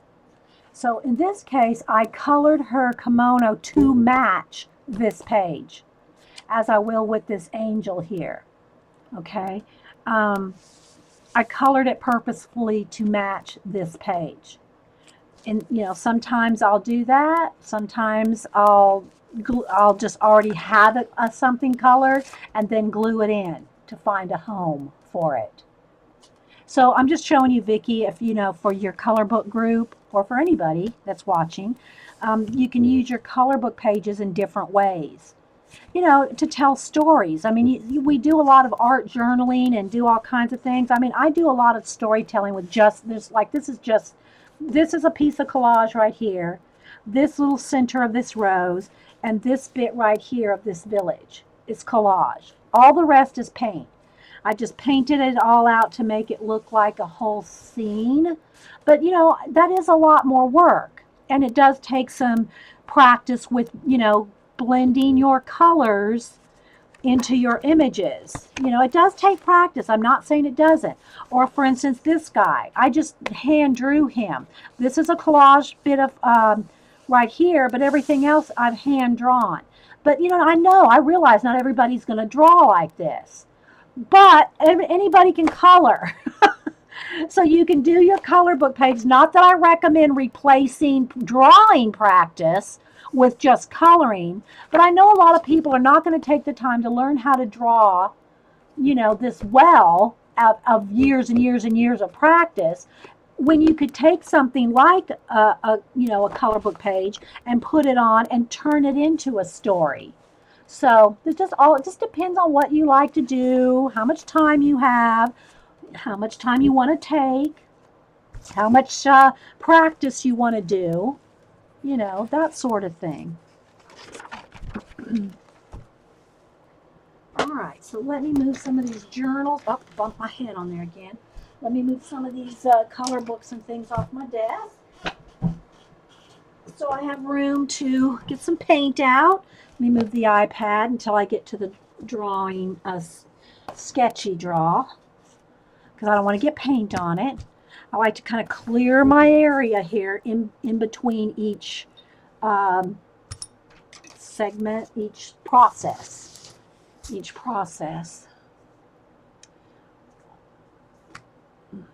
Thanks, Vicki. Well, I try. I try to, you know, again, I always say, you know, I don't really have any secrets. Ouch. I don't really have any secrets from y'all. I tell you exactly what I'm doing. You know, pretty much if I can remember to tell you, which I usually remember because I like over explain, but I'd rather over explain than not explain. Um, yes, I use dilution sprays. Let me grab one here off the shelf. Just these dilution sprays. And one of these days I'm going to go and get the new colors. I haven't seen the newer colors, and I say newer, they probably came out 2 years ago. These are probably from 2 to 3 years ago. The first round of colors, that's what I have. I probably have two of each, but they're the first 12 colors that came out with dilutions. I don't have the secondary set that they came out with after that. As far as I know, they haven't sold them at Hobby Lobby, and that's where I've got all these. I bought them at Hobby Lobby. They come in a set of two for like $9.99 with a 40% off coupon. You can get a set of two for $6, which breaks down to $3 each. So it's worth it. They last forever. They last. I'm telling you, you got to spray the heck out of these to use them up. They go a long, long, long way. And especially if you're spraying them on a craft mat, spritzing them with some water, and then smacking and dragging your piece through the ink, you get a lot of mileage out of these. It's totally worth it to me. And the color, the vibrancy of the colors. No, I got it at Barnes & Noble, Dana. Let me show. Dana's asking about the Daphne's Diary coloring book. No, I think it's only at Barnes and Noble. I think Daphne's Diary just started being sold. The magazine just started being sold at my Books a Million. I did not see the coloring book there. Make sure this is their first coloring book. It's an English publication. The Flow magazine, which also has a color book, is a Dutch magazine, and it's like $22 for their magazine and their color book. Same for Daphne's Diary. I think I took the tag off. I think it's $19. But this one's a British magazine, which their magazine, the Daphne's Diary magazine, it's got like all kinds of gardening, decorating, cooking, beautiful British scenery and gardens and all that. Well, they came out with the coloring book. Here's what I like about the Daphne's Diary coloring book. It's got partial colored and partial blank. For instance, here, there's a good example. Look, they've got it partially colored and partially left. And then there's some that are just like, you know, but here's like a little color flower, you see? I love that, that whole look of it. Then here's one where they've colored the page and left a blank page. Here's some, cakes and scones and the tea, and see how it's just different. It's just different than just plain coloring books.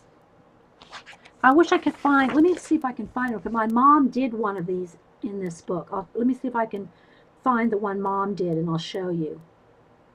She didn't send it to me. She messaged it to me. Let me see here.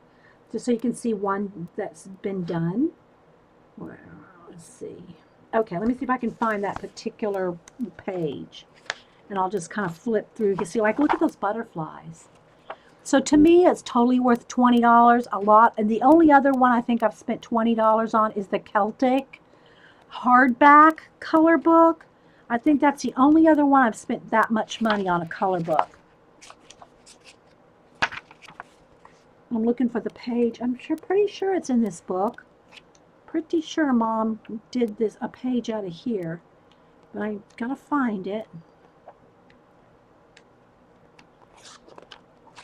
Let me go back this way.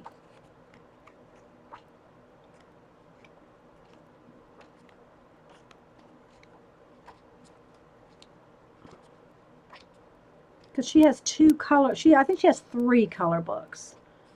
But we like to collect them. Now nobody's got as many as Colleen, I don't think. Maybe it wasn't this book. I thought for sure it was this one, but maybe not. But anyway, let me show you the one Mom colored. Here's the page Mom colored. Carrie, look, it's got squirrels. So she colored it with color pencil. So there's my Mom's page right there. So cute. I don't remember. Maybe this is in the Flow book. I don't remember which one she said this was out of. But I'm so proud of her. But she did buy this one too. So there you go for the... Yeah, I didn't buy the Flow one. I just didn't. It was, I think it was 22. I think this one was maybe $18.99. I'm not sure. I took the tag off the cover, so I don't remember what it was. But it's close to 20. And it's like an oversized magazine. I mean, it's hard for you to, it's 9 by 12. But I just love this one. To me, this one was worth it. And again, the only other one I've spent that much on is, let me grab it here.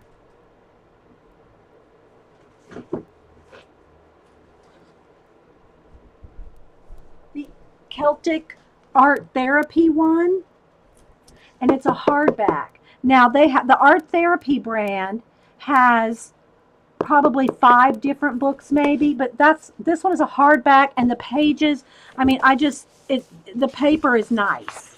It is a double-sided. You don't want to use a marker. So if you want to use a marker, you want to make a copy and then color it. But I always have loved Celtic designs since, I'm a calligrapher. So, well, I should say, I'm not a professional calligrapher anymore. But I've loved Celtic knots and Celtic designs since, the 80s when I was a calligrapher. So here's one that I partially colored in. So you can kind of see. And I add my own. Look, I added my own stars. I'll add my own shading. I'll do. But it's you got to do it with just color pencil or dry acrylic. Very, very dry. You don't want, if you start adding too much water, if you start adding water to your acrylic paints as a base, it will warp. So you want to be careful if you are going to put any acrylic base. I would not use markers because it'll leak through. But if you're going to use any kind of paint, you want to make sure it is very, very dry. Okay? Yeah, I know. So, Mom, if you're watching this recording, the girl said you did awesome. I know. She did, didn't she? So this one and this one are the 2 most expensive color books that I have. Okay. All right, so let's get to adding a little paint on this. Let me get a baby wipe. I'm trying not to hit my head on the lowered boomstick there. All right. And excuse the squeaky chair. I say that it's the same old squeaky chair I've had for all these years. I keep saying I'm going to get a new one, but it's comfortable. And if it's a little squeaky, oh well. All right, let me take a sip of coffee. And I'm not sure what I really want to do here. I could add some more collage things. But if I do go back with any kind of collage, like let's say, let me get an example. Let me just grab something here.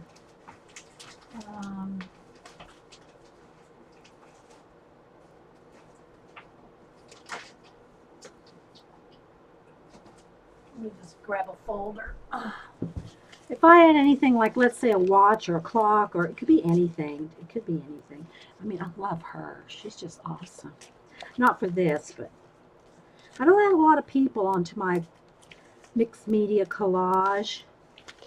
But let's see, what maybe this one. Just find some different watch bits. Something else, just to have something else to glue on, to maybe make a little bit of more of a world. Because this isn't a lot going on, technically speaking. That's not a lot. Maybe a little bit. Okay, I like a little bit of a building here. Let's just go with these two things. I'm going to just try to make this work. Just this. All right.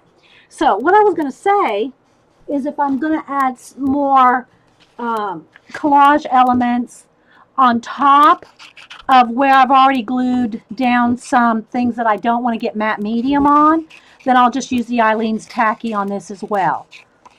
Because I don't want to get matte medium on top of this. Now, the benefit of using matte medium, not on this, but on any of your collage, the benefit of using a coat of matte medium over your collage is that it wipes away if you get paint on it. You can, in other words, if I just glue this on here with just my Eileen's Tacky, and I get paint on that, if I'm real quick, I can get it off. But if it sits for longer than 10 seconds, it's not going to go back to its original surface if it's not coated with matte medium. And of course, it's going to depend on the piece. If it's a matte magazine page, you'll never get the paint off. But that's how I am able to blend things easily, is because there's matte medium on there. And the matte medium is like the top coat of that you can blend on top of. Now, if you get matte medium on your page, well, it just depends. I don't want to get too more than that. That's already going to start confusing people probably. All right, so let's see here. Do I want some here? Maybe a little bit. Because see, I'm going to add paint on here, guys. So I might put a little bit of watch there. Maybe I want it on both sides. Do I want her sitting on that, or just one's probably enough? Okay, so I'm just going to go ahead and do a little bit of collaging on top, but I'm just going to use some Eileen's Tacky all the way off to the edge like that so it doesn't buckle up, okay? And I'm going to put that right there.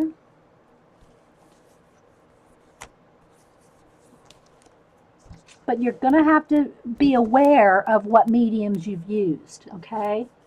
Be aware of what mediums you've got going on, whether it's water soluble, is it going to lift up, and all that.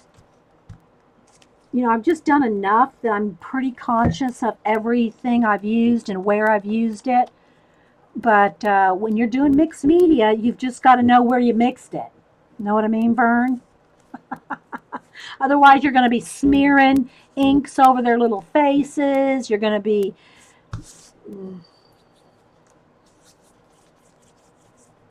All right, so let's see. Do I want any kind of little... I kind of like this. I don't know if I want to add any yellow, though. That's the thing. Do I want to add some yellow in this?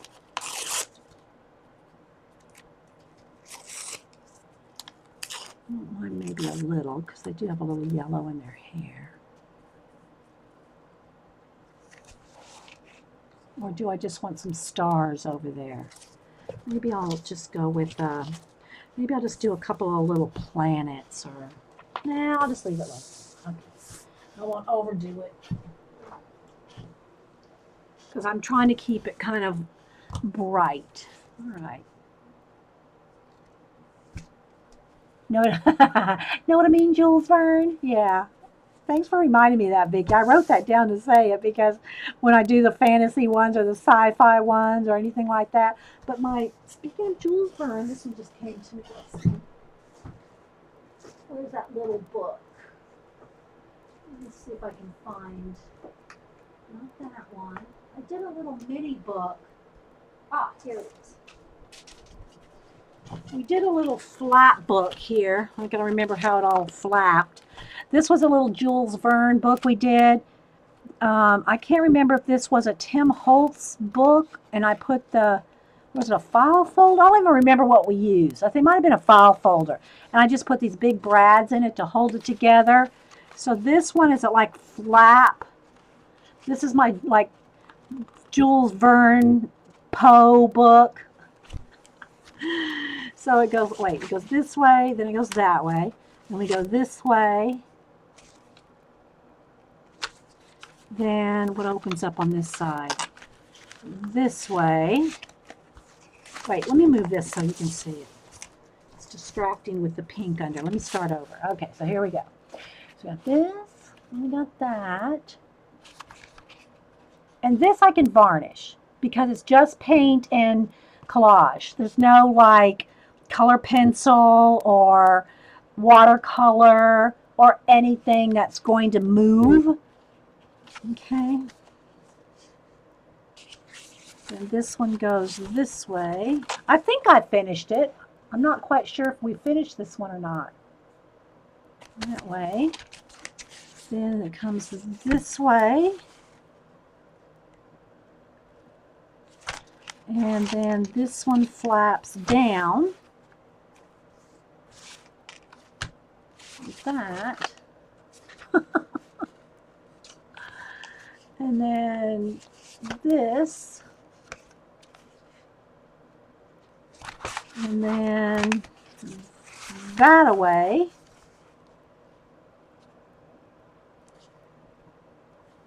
Yeah, see, I need stars here, so I know I'm not done with this. This needs stars. That needs a little bit of water right here, so I did not finish this. I need to leave this out and finish this one. And there's this one. And then that flaps down this way. It's kind of like our Jules Verne steampunk. I'm not sure if there's a stream on this one. I mean, YouTube on this one or not. This way.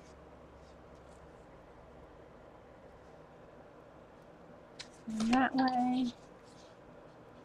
And that way. And there's the back. So yeah. I really like this one. I don't know why I didn't finish it. We probably just moved on to something else. But I'll keep that out. Okay, so let's get back over here to doing something with this one. So I'm going to look at these colors and see what I'm going to want. I know I'm going to want black and white. And I use all Americana paint, craft paints. And a couple of reasons for that. One is because I love all the colors. This one needs, sorry guys, I keep bumping my head on the stick. I'm going to reach over here and get a pokey tool. If I don't close it well, I gotta, pokey tool it, get the crusty bit out. Okay, got some black and white. You like the folder one? Yeah, I think it was a folder. We cut it down or something. I don't remember. And then let's see what else. Got my water. Let's see. Let me get what color teal? I think I'll just go with just a plain teal color here. Put a little teal. And I always put out way more paint than I need. That's why you always want a desk journal to scrape off your excess paint, or have a place in your journal where you can scrape off the excess paint. Let's see, what else do I want here? A little bit of pink. And I'm just squeezing out a little bit of colors in my tray here. This is what I use for palettes, coffee lids, you know, folders, coffee lids. Yes, I did cut them out of the new coloring book. I did, CB. Cut them right out. All right, I want a little bit of maybe a couple shades of olive green. Let's go with Hauser medium green. A little bit of olivey colors. That one, and maybe some deep midnight blue will work. Or no, I think I want to look just another green. Let's go with Hauser dark green. Let's go with a couple of greens. And you can mix a lot of these colors yourself. It's just that they're so cheap. You might as well buy tons of colors. You can get them for $1, you know. All right, so I'll start with those. I'm going to need a magenta. What color of magenta do I want? A cranberry wine. That's too purple. Maybe not. Or do I want, I think I'll go with this one. I think I'll go with Napa Red. I can mix it with a little pink or white if it's too, I think that's going to be good. All right, so we'll just start with those. Now, I am going to need to go to the edges here, so I'll put in some wax paper. Wax paper, parchment, whatever you got in between the pages so that you're not, and I don't care if it gets ink on the edges. What I care about is I don't want to glue them together. You know, if you go over the edges here and with a thick paint like I put on my finger and smear it, you're going to glue your pages together. Can you do a world page using all your paint from your oh, you mean yeah, I took them all out. You mean the skins, this bits? I did clean a lot of these out and I kept them. I'll show them to you here in a minute. But I've never really done anything with the acrylic skins other than send a whole bunch to Joycey. I've never really used acrylic skins. But I was getting rid of a lot of these because I just had literally, 5 feet of them when I was cleaning the room. I only need 1 foot tall of coffee lids. So when I threw away a bunch of them, I peeled out a lot of the skins, the acrylic skins. Let me see where I put them.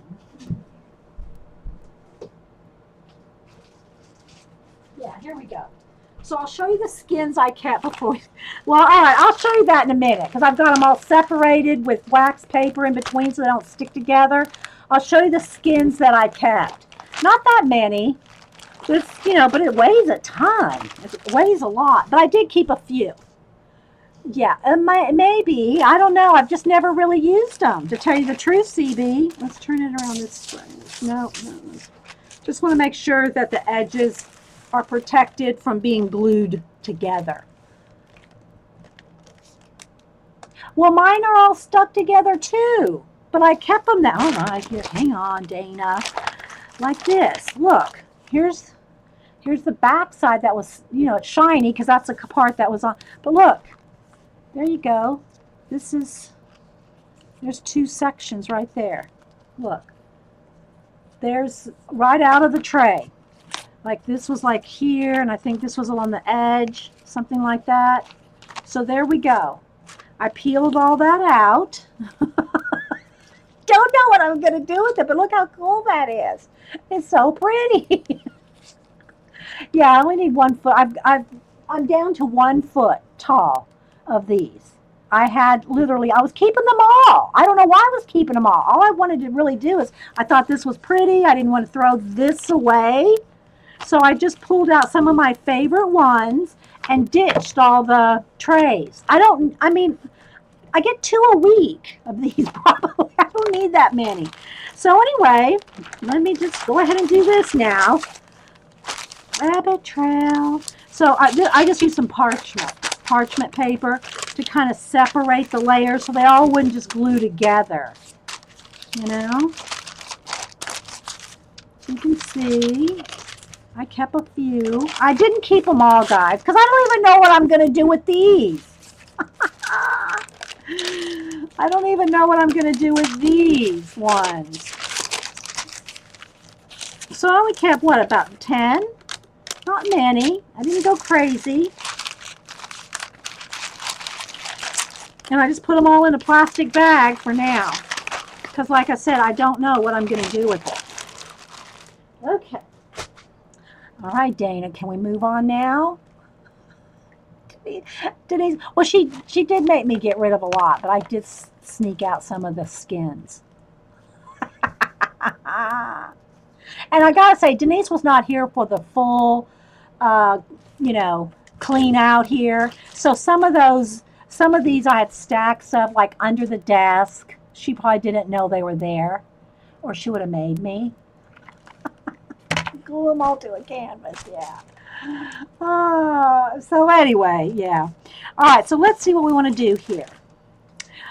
I guess I'll start down here with the ground. I'm going to go in, I'll take a couple of the greens. And I'm just going to start. Now, right in there, in the crevice there, I'll probably want to get in there with, sorry, I keep bumping my head on the stick. I'll probably want to get in there with, let me grab some brushes. You know, when I get in there with, say, some light, you know, let me blend this into a little bit of the same color. To get into the crease there, although when you open and close, open and close, open and close your book, you know, it will kind of end up probably turning white again at some point. All right, but anyway, I'm going to start down here and see where I'm going off the edge. Because I'm going off the edge, and I do want to get a little bit of the greens right there in that little crevice. Because I'm going off the edge is why I put the wax paper there. Okay, I go around a little foot there. And then I think I'm going to carry this plane over to here. Now I don't want to cover up that whole little bit of scrapbook paper, so that's where I blend it in. Okay. So I'm just kind of, and this has matte medium over it. So if I didn't like it right there, I could wipe it back with the baby wipe. Now, if I get this paint on top of here, there's really not going to be much wiping back. So if I add any water or any, you know, anything to these fairies, if I put any paint over them, I've got to pretty much decide that that's going to stay. Okay? Because it's not going to wipe back. There's no coating on this except for the pencil. And it's not all pencil. Remember, there's areas that are just marker, which can really, you know, move. Bye, Colleen. Yo, color book queen, you. I tease Colleen. She does have every color book. All right, so I don't want to lose the leaf there. I want it to kind of blend in, but put a little bit of lighter green underneath there so I don't lose that leaf.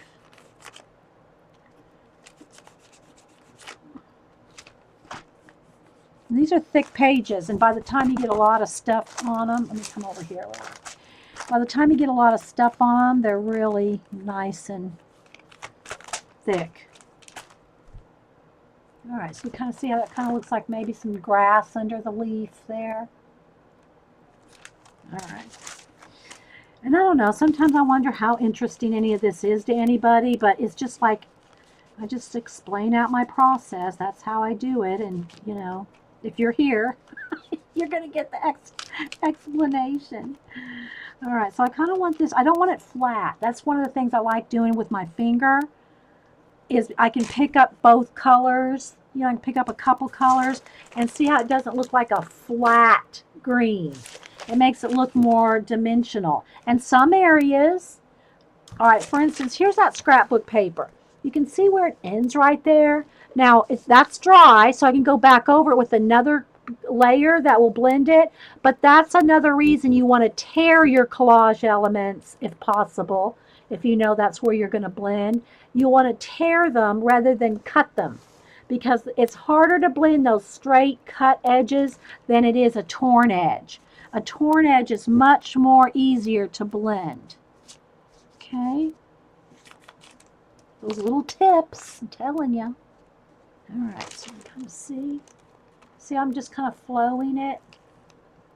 Thanks, Packer Die. Packer Die, you're an amazing collage artist. You probably do not need much explanation on this stuff. All right, so let's get over here. And I know you said, I did see the pictures. Did you do a video? Do I need to go watch a video of the new file folder? Okay, so here's a little bit of teal in here. And so I'm going to pick up a little teal, not cleaning my finger, but I'm going to get a little bit of that teal color going in there. There's a little bit of pink in there. I'm going to pick up a little bit of pink. Okay, now you got to also realize that when you're mixing odd colors like pink and blue, you can't be doing like blend, blend, blend, blend, blend, because it's going to turn into mud. It's going to turn brown. But if you're using various colors like this, it's drying pretty quick too. So because it's practically drying as you go, you can get another layer of something on it. Okay, but remember, to layer, you want it dry. To blend, you want it wet. Okay, dry to layer, wet to blend. Oh, thanks, Orla. I didn't get to go. I saw that you streamed Packer Die, but I don't know if you recorded it, but I couldn't make that stream. You had a matte medium mishap. Say that 3 times. No, I did not see the matte medium mishap, unless you got it on a new recording. Because I didn't make your last, I didn't make the last Ustream. It wasn't pretty. It wasn't pretty. That's funny. Okay, so I think I might want a little bit, maybe a little bit more pink over here, like some flowers. Like, she's holding these flower petals. So, just maybe like an indication that there's some kind of, pinkish, flowery thing going on in the grass there. And if you want to carry it over, sometimes it's really hard to get in those crevices. You got to kind of get in there with a brush. If you want to go in the little bend of your book, kind of get in there with a brush if you have to. But I don't like an obvious like white line there, even though opening and closing the book, you'll probably eventually get a white coarse thing going on there. But I'm going to pick up a little bit more, just have that kind of flow in there to kind of make it look like part of the whole scene. And I do this quite fast while I'm talking to you guys and on here, but you don't have to go that fast. Don't feel like you have to rush and hurry up and get this done when you're doing it in your book. You don't have. You can take your time. Although if you're trying to blend wet paint, you're going to have to go fast enough to grab the wet paint. But you don't have to go quite as all over the place as I'm doing. You can just do a little section at a time. Yeah, I missed out on that. I missed out on the.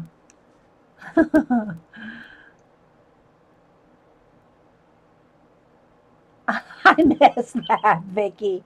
I don't know if I want to say that on stream. What stays in chat, what happens in chat most of the time, we can say it, but once in a while, I don't know.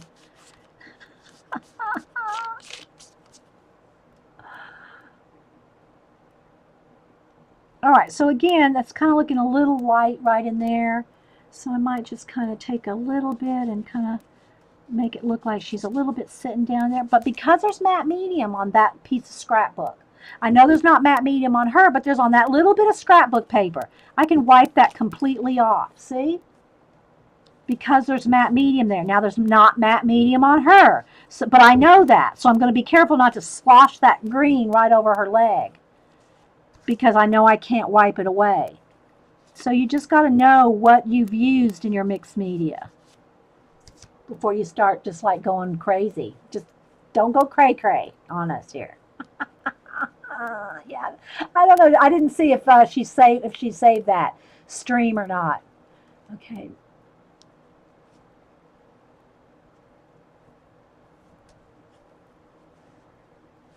All right, so there we go. Just a little bit there on the bottom. And let me just take this out here so you can see. There you go. Let me take the, okay, so you can kind of see there just like the bottom. Just got a little bit of those 3 colors blended in there. Just for there. Now, here, this little bit of scrapbook paper, here I can do a couple things. I can turn this into part of the landscape behind her. I could just paint it out altogether. Okay? Just because you've glued something down doesn't mean if you don't like it, you can't cover it up. Right? If I end up not liking that, I can paint right over it. Now, one consideration here that I'm thinking of, though, is I purposefully glued her to have this stencily butterfly showing behind her. So I don't really want to lose that. If I start getting this landscape going this way, I'm gonna lose that butterfly stencil kind of glow. It kind of makes her look like that's a light behind her that looks kind of like, either a glow, a shadow. It looks like a part of her, like an aura, okay? Like a butterfly wing aura. And I don't want to lose that. But if I take this hill and I try to make it there, I can try to stop it right there, but then I'm going to lose that aura unless I take some white paint and kind of aura it out, which I might do. But this hill here is just a little too high. So I think what I'm going to want to do is maybe just make it kind of come like maybe like right there. So the first thing I can do is I can do it with my finger or a brush. In this case, I'm going to just take a little bit of the white and the teal, and I'm going to try to kind of get that same kind of color that's going on back there. And I'm going to get rid of, and this takes practice too, taking your acrylic paints and trying to see what to match it visually. That takes practice. But blending it, you can do a little bit more trick with it. If you're blending it, like kind of not true blend, you know what I'm saying? I'm not blending it out into like a solid match. I don't know if that makes sense. It kind of fools the eye when it's not a solid color. But I just want this little mountain to still be behind her and coming a little bit behind here. But I don't want it to interfere with my fairy wing butterfly aura thingy. If that makes sense. And this is what I'm thinking in my head, guys. I'm just talking it out loud. Okay, there's a little bit here that needs a little bit more glue. Let me just get a dab of glue right there on that little edge. That's why I'm so picky about everything being so glued down. Don't like anything coming up. Oh, it does make sense? Okay, good. All right, so real quick, I want to kind of just get all that little crevice of the book, not the spine, the middle of the book. I'm just going to kind of get that kind of coated in there. All right, so now I'm kind of wanting a little bit of a brown. I don't have any out, so I'm going to just get a little bit of a sienna or a little bit of raw sienna here. I just need a dab. Oh, crusty bit.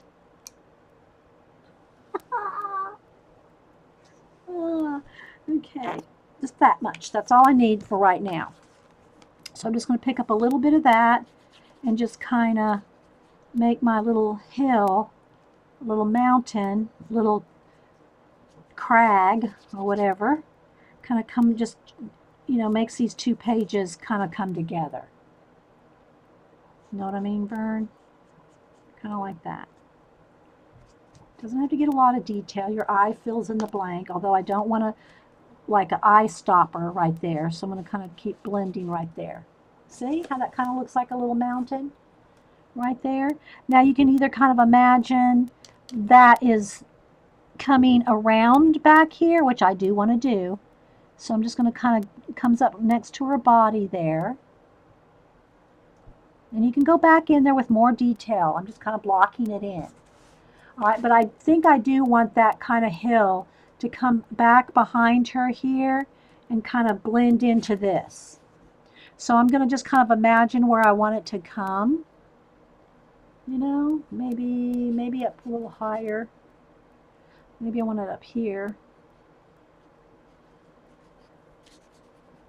Now, I don't want to get paint on her skin, because it won't wipe off.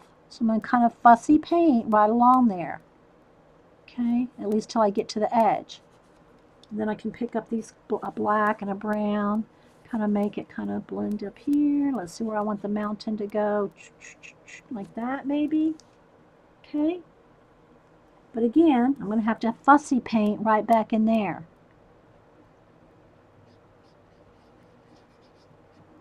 Because that's behind her. Okay. Let me just base on, I need a bigger brush. I don't know why I'm using that pointy one. Let's get a flat one here. Alright, so I'm just going to kind of base coat that. Now I'm going to pick up some black, kind of blend in that watch bit. So it almost looks like it's part of the hill, part of the foreground. It's just kind of,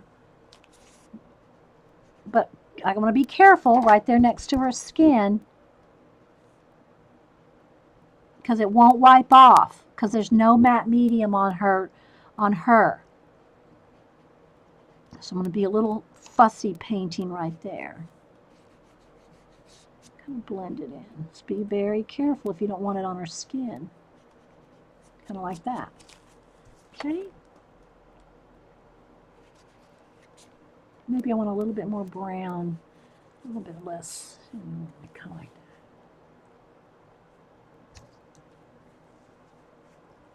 Hey Ash, anybody else popping in? I think I said hi to Joe.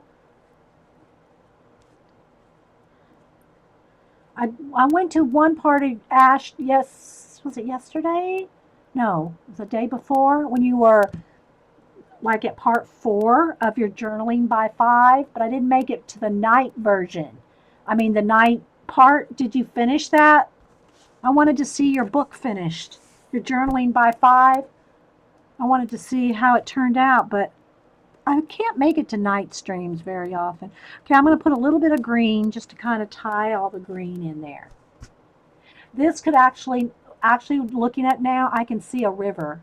In my mind, I can see a river coming through here. So I might paint a river coming around here, some water. So I might just have some water coming around there. But and not yet. Not yet. I've got to get everything else done first. Okay. So again, that's kind of just flat brown there, but because now it's dried, I can put a layer.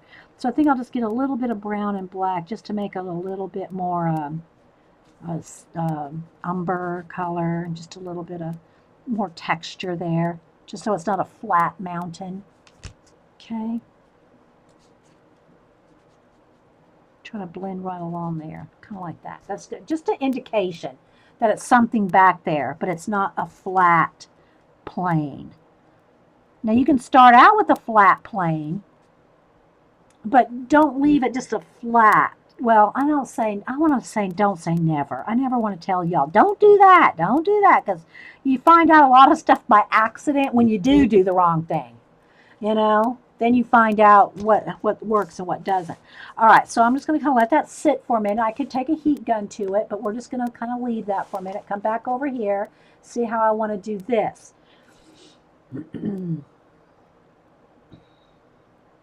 So I can either bring this down into this plane, or I could bring it up to that plane, but I'm trying to keep this kind of light and kind of not too, I might have some stars up here in the corner or something, but I really want to keep it bright. So I don't want it to, I don't want to really carry the black up, is what I'm saying. So what I'll probably want to do is carry the blue down to have the kind of sky. Because see, I don't want this right here unless I turn this into a little piece of, it looks like a mushroom. Let's make it a mushroom. Okay, I just saw that. So we're going to turn that little thing into a mushroom. All right, so now it's just choppy, kind of cut out, kind of choppy. So I'm just going to, that brush is really bad. I'm going to kind of just reshape it a little bit. And turn it into a nice round mushroom right there. Right? Yeah. I like that because it's a little fairy world. It's going to be some little mushrooms with the indication of time in them. You read into that what you want. All right, so now I'm going to have to like distinguish this section here to the little mushroom stalk or stem. So I got to decide what color I want that to be. Do I want it to be, I don't really want it green or pink because I want it to be different from this. So let's see, maybe I'll just get a little bit more of the sienna color. We'll start with the base of sienna. We can always go over it. Okay, it's just paint.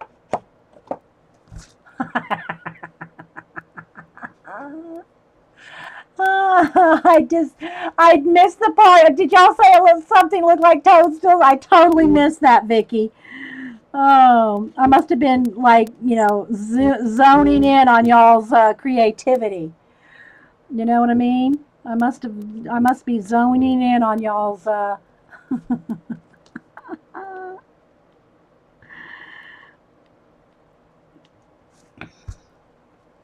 Okay, so now I'm just going to pick up just a tiny bit of this magenta, maybe I just want a little bit of a distinction there between the top of the mushroom and the little stalk, which would be darker under there, but I want to have a little highlight.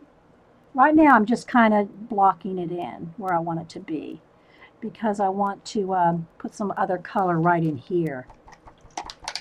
A light, let me go back to the teal and the white and maybe kind of just lighten up in there in that little area.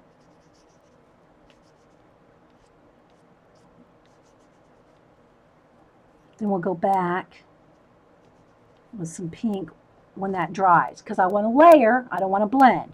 So I just want that kind of a background right there. So I'll let that sit for it doesn't take long. The acrylic paint, y'all know acrylic paint dries really fast. 1 minute and that'll be dry. But if I start putting pink on top of that right now, it's going to blend. And I want to layer. Okay. Okay, I didn't see that, Joe. I didn't see that. Okay. Yeah, that it does. I saw it there myself. All right. So I'm just going to distinguish. And then I'll bring up the little bit of grass back up over the top of that and put some pink flowers in there to make that look all blend, all cohesive. But you got to let things dry if you want to layer. Okay. Now I do want a little bit of distinguished. You just kind of fix the toadstool mushroom thing a little bit like that. Okay, so I'm liking that. Again, I'll blend the grass coming up over it, and I'm going to put some pink flowers right in there. Maybe a little bit more around her feet here, maybe a couple more over there, but I'm just going to let it sit for a minute and move on to another area. Take a sip of coffee. All right. So we can kind of see. Okay, I've probably got about 20 minutes to finish this before this 3 hours is up. If y'all still want me to work on, I got her started here. I got her kind of sketched out. If y'all want me to work on her, I'll have to do another part. But y'all let me know. Okay, so let's see here. All right, up in here, I'm going to want this to kind of, okay, there's a little bit that didn't get glued down. Put a little bit of glue right there. A couple of those tiny little stems I missed gluing. Okay. I'm going to want this to be kind of, maybe a little bit, I don't want to lose this. I don't want to lose that, but I do want her to look like maybe there's some kind of dark green, something around here, kind of just so she's not floating there. She's out here, let me just go with it here. Let's just go for it. She's going to be kind of in some kind of a tree thing here. Oh, wait. I don't want to glue these pages together with paint, so let me put something in there. So I'm just going to kind of, now I am going to go over some of those leaves, but I can't wipe it back. So once I've blended this paint into her little leaves and her little hand or whatever, there's no going back. Okay, so see, I'm starting to blend the drawing into that. You won't be able to wipe that back. Not 100%. I mean, you could probably get a little bit of it, but it's blended. Okay. All right, so I'm just going to go ahead and get some green kind of all in here like that. Now I'm going to take a baby wipe and just kind of blend in some of this green. I want it to kind of fade out. I want you to see a little bit of this pink in there, but I'm going to put, I'll probably put some I'm going to turn this into maybe a stars and some other things. All right, so now I've got a little bit of paint on the baby wipe, and I'm just kind of getting rid of that white edge, but I'm going a little bit over what I've colored, and you'll lose that, which I don't mind that, but just be aware. I don't want to go, you know, paint over this whole thing and all that. You gotta know where you're going with it if you're going over images that I need a clean baby wipe. If you're going to go over things that won't wipe back. Okay, this might be a good place to put some more like leaf stencil. That would be cool. Maybe I'll pull out a little leaf stencil here just to get it a little. Again, I'm not getting it on her face. I'm kind of going around a little bit there. I just kind of want to start getting a little bit of forest look going on there. Okay, and deciding where I want to go with it over on this side. I think over here I want it to stay real light and airy, so I'm going to pick up a little bit of pink, and this is already starting to kind of crust up. A little bit of white and a little bit of pink, a little more white, and I just want to kind of blend the edge.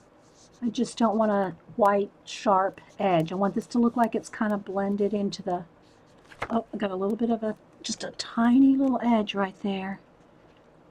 Got to make sure that's glued down. I don't like anything popping up on my art journal pages. Okay.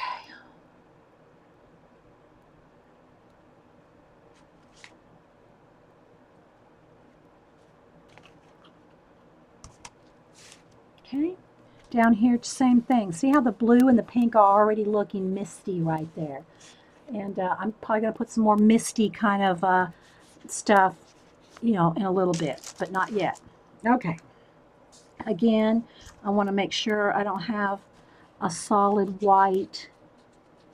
Let me get that wing to kind of blend in there. I don't want a white core right there.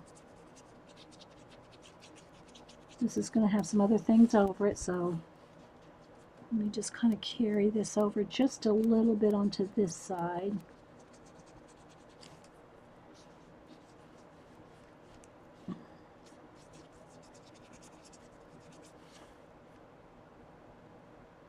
Just so I don't have a white thing right down the middle there, you know. All right, let's see what else. Go back with a little bit more pink and white. Maybe get a little bit more flower looking stuff going on in here. You could also, like I said, pick out, you know, and I think I might, just to have something different.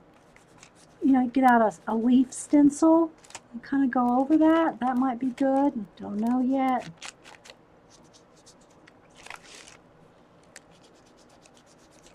Now I'm starting to blend and I want to layer. So I'm going to have to let that dry before I can get a crisp color over that. Because right now it's going to just get darker and, you know, muddier and muddier. So I'm going to let that sit, or I'll hit it with the heat gun before I put more pink on there.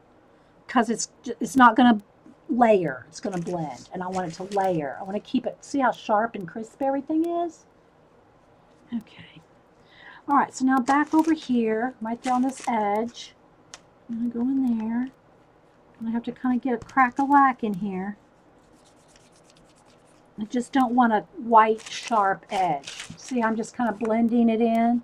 I don't want to get rid of all that ink in that pretty fuzzy area. I don't want to get rid of that, but I don't want a sharp edge right here on the end. Okay. See how it makes it look atmospheric? A little bit more flow right there.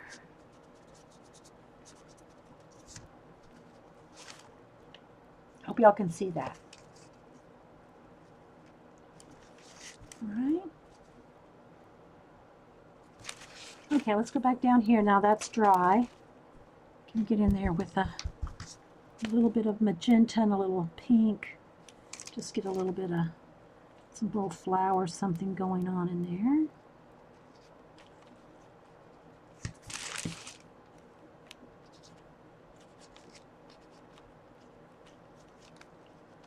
A little green. Just kind of blend it in a little bit there. Just don't really know what's going on in there. It's just, you know, a little bit of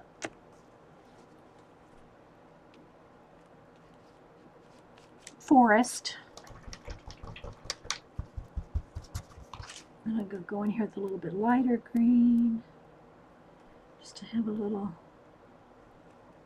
kind of whoosh of grass.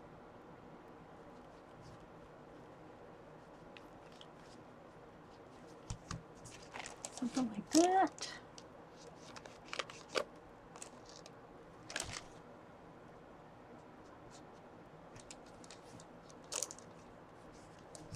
Speaking of awesome, we did the girl from Bali have to leave. That was nice to meet her. I'm going to just call her awesome. All right.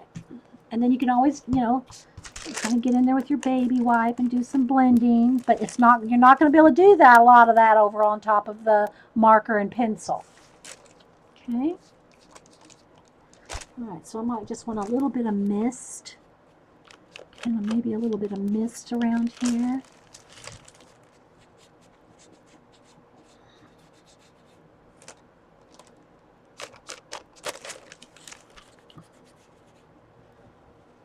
Get to a clean section of my baby wipe. Just kind of blend it in a little misty, something going on. Maybe a little bit more over there. A little pink and white misty stuff.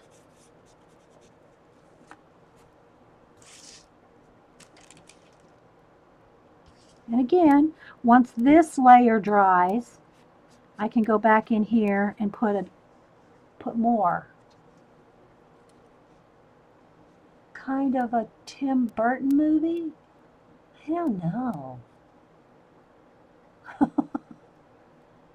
watch on the left looks like a groundhog.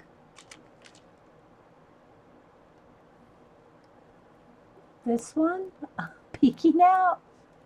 Hey girls, I know, you start seeing things, don't you? I mean that in a good way. You start seeing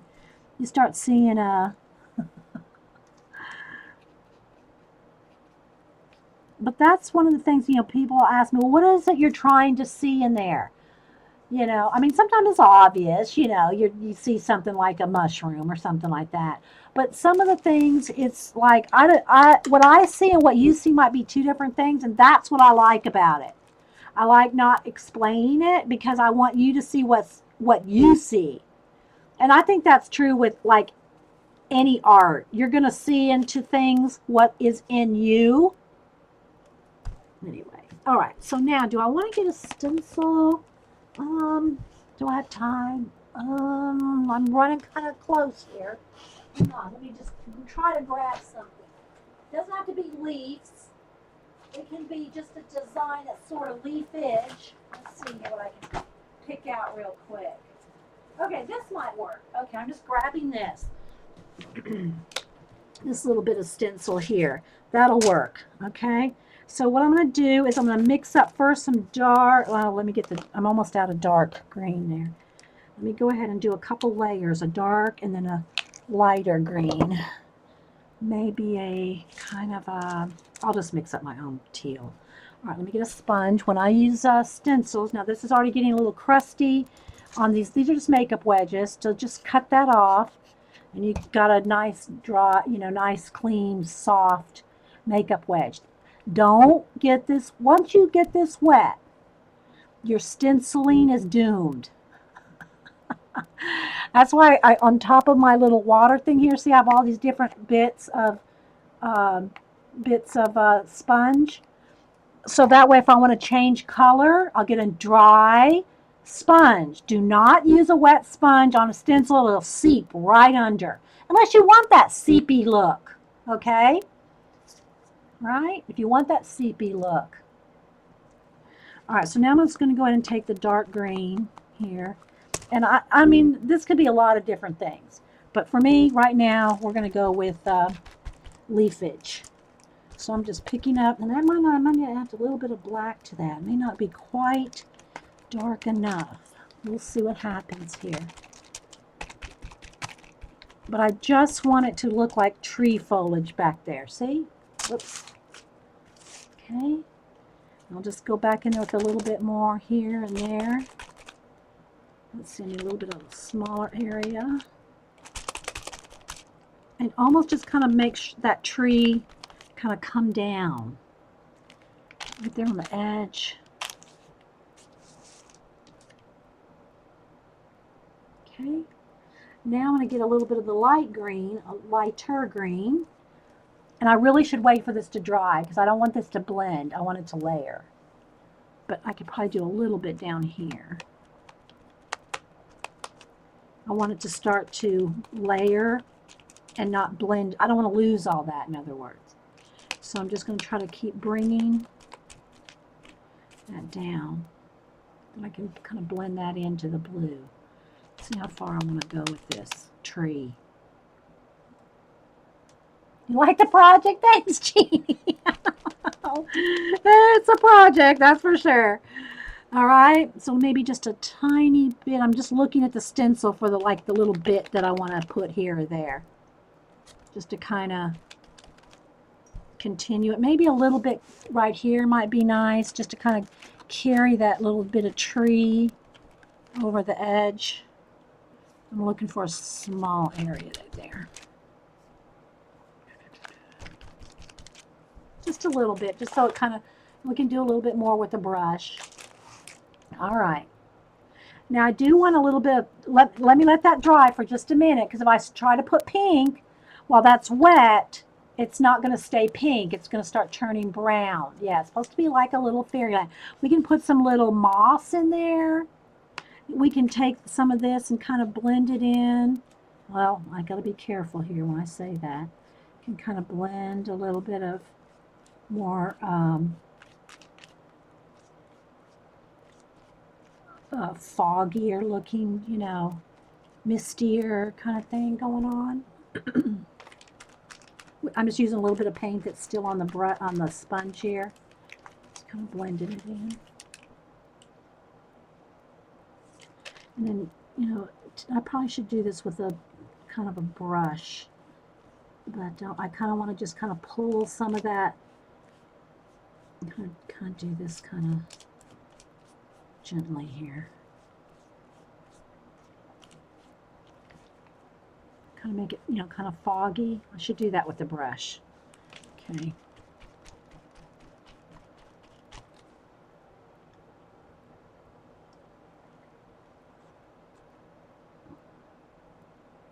Groundhog on the right. Whippy. Okay, so now, let me just hit it with the heat gun. It only takes a second. It's right here. I'm running out of time. Okay. So now I want to pick up a little bit of the tiny bit of white, a little bit of the pink. And I'm just using the same sponge because I pretty much smacked out all the green. So I just want to get a little bit of pink and white. I'm going to use the same stencil, but I'm going to just look at some different smaller areas in here. And I want to just kind of, I want to just add a little bit of, almost like, you can almost just get a little bit of the pink flower. Can y'all kind of see that? Oh, that one's a little too stark right there. Get a little bit more pink. I might have to get out some more paint.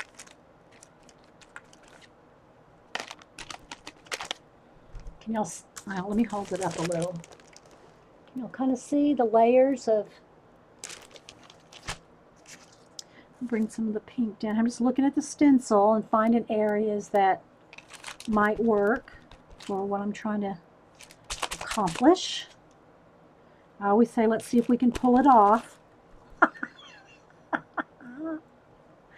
And a little bit brighter pink, maybe right up over here. Let's see if I can. Just a hint. It's hard to see. Just a little bit of hint of pink over there. Actually could use a little bit more green. Let me just pick up a tiny bit more. Find a little area right there.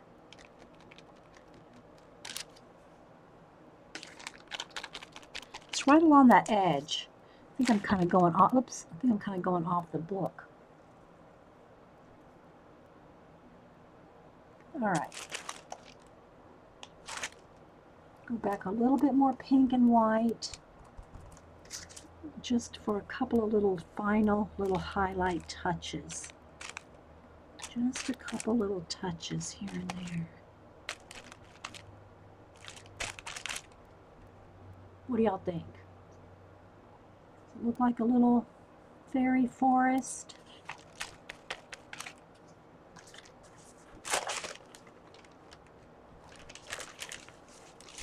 Okay, so I'm running out of time. We're going to have to kind of crack a lack here. If y'all, did y'all decide, do y'all want me to come back? Yeah, the stencil, okay, this stencil, got a little story with this stencil. Let me move this out of the way. Hobby Lobby had a sale on airbrush stencils.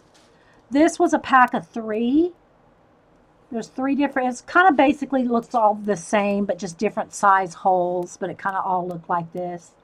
I've used this for clouds, waves, water, trees. You can see all the colors on there. Normally, I think this was, I don't even remember, it was over like 20, 30 bucks normally, because it's an airbrush stencil. So that makes it more, see how the fancy edges and all that? Of course, nowadays we can cut a lot of this on our Cameo.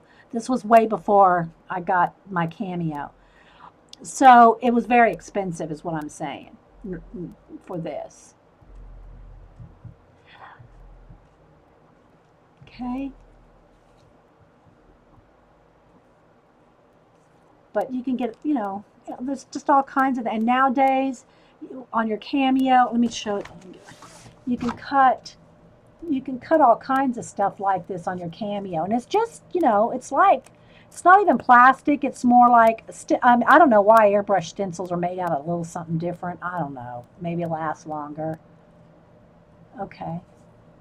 So anyway, that's what this was. It's a set of 3, and it was in the airbrush. You just go over there and look in the hobby. I don't know about Michael's, but in Hobby Lobby they sell airbrush stencils.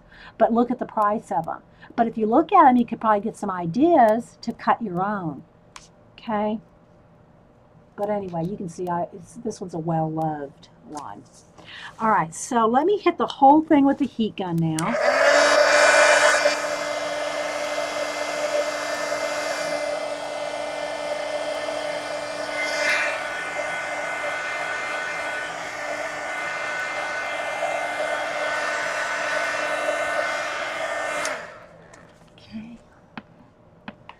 And I did kind of want to mist it a little around the edges. Like, let me get a little bit, well, I might have enough white here. I kind of wanted to do a kind of a misty look, and I kind of wanted, remember I wanted some water coming around there. I wanted like water coming out of, let's see, let me get a skinny brush. There we go. I kind of wanted some water. Oh, I got too much water in that brush. I wanted some water kind of somehow coming, just very, I got too much water. Hang on, I can't, I know. If I touch that, it's going to go, but I kind of wanted a little bit of a, kind of a stream or something coming around down that mountain there. And maybe there's some water coming over the,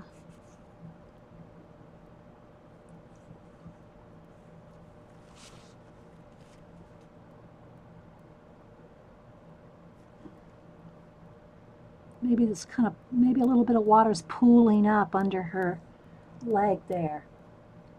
You know, because kind of like,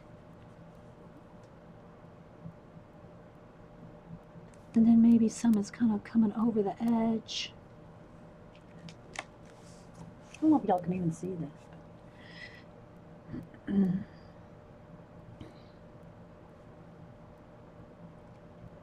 Okay, maybe it's kind of pooling and kind of splashing down here.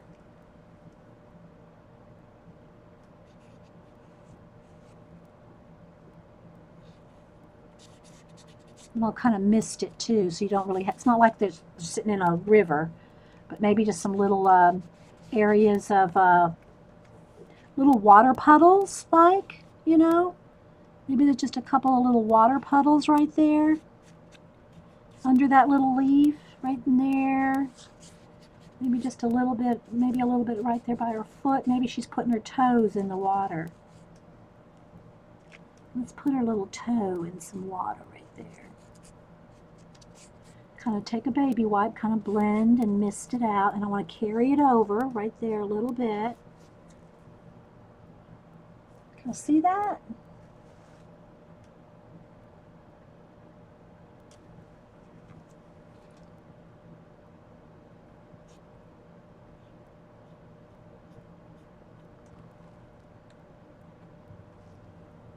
Let me kind of hold it.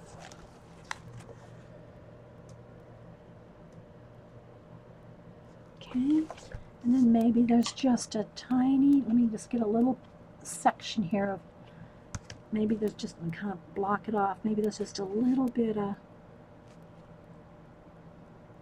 water splash right in there, blocking it off so it doesn't get on her.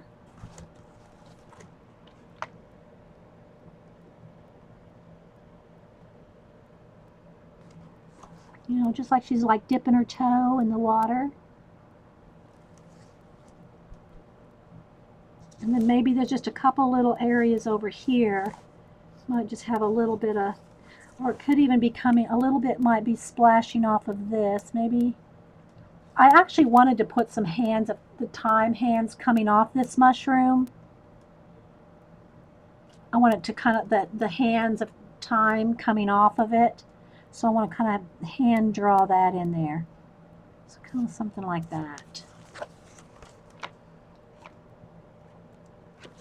Maybe her feet are a little bit in there too. Let's just put a little water under her feet. Maybe she just kind of splashed her foot in there.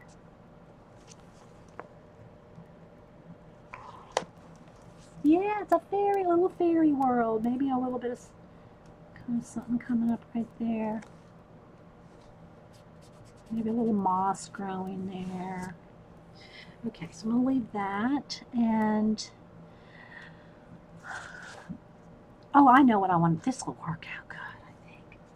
Let me get a little bit of blue and white, and let's do, see how she's holding that little flower right there?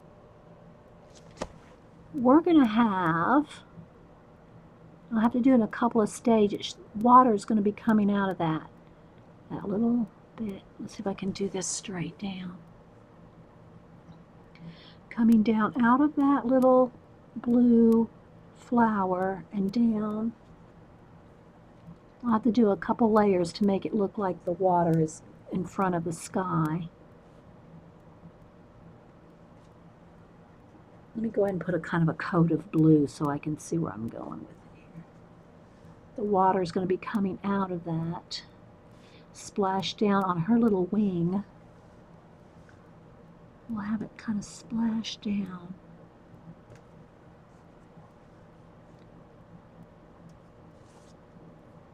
Right on her. Let's see here.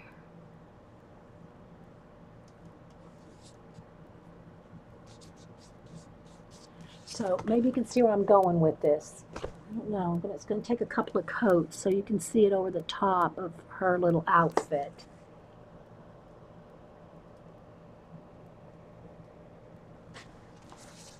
And then right here on her wing, I got to kind of make this, so I'm going to pull this off here where it's flowing off of her wing. Down into her, kind of into her lap, but really kind of off of her leg.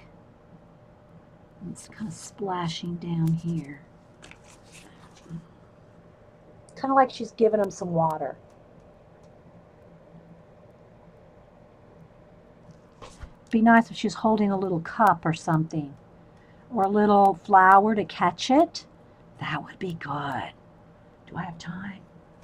Let me see if there's any flowers left on that little bit.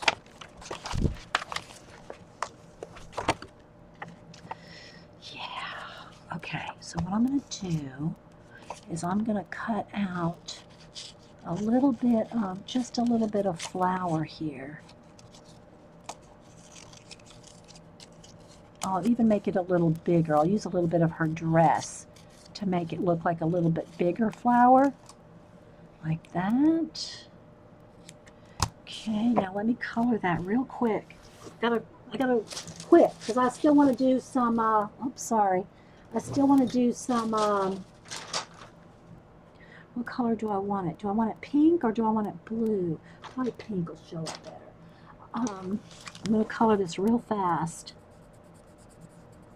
because I want to do some foggy areas. I want to run out of time. All right, so let me quickly color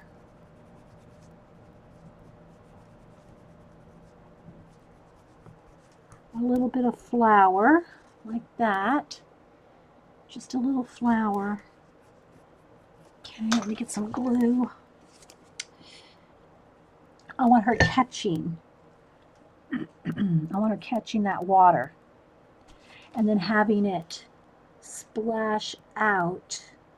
Okay, that's not going to show very well. Now, it's going to be kind of covered up with the water anyway.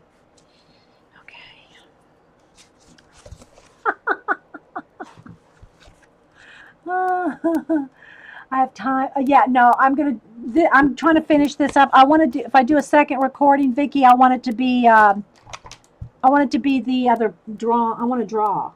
I'm going to work on my sketchy girl. So I don't want to carry this over into a part 2.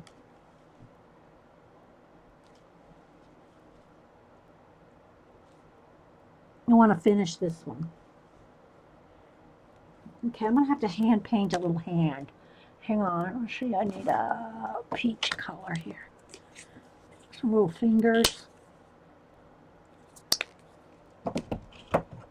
I want her kind of holding this. I want her holding this little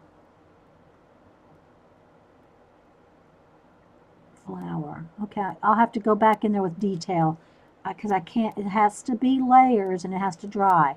But I'll have her little hand holding that little flower there, and then have this again. I'm going to need a couple of layers.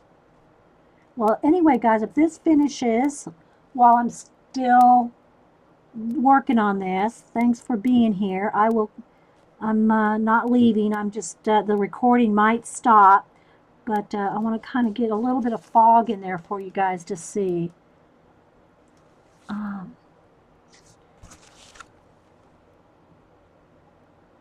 That's all I think I'm going to have time for. Oh, I wanted to do the watch hands. Dang.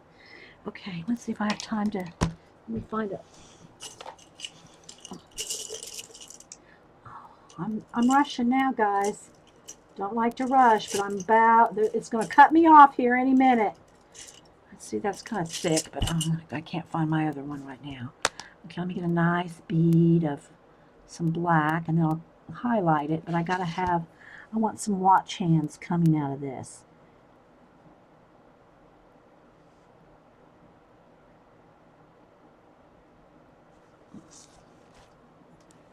See, which way do I want them to go? I want them to come up this way.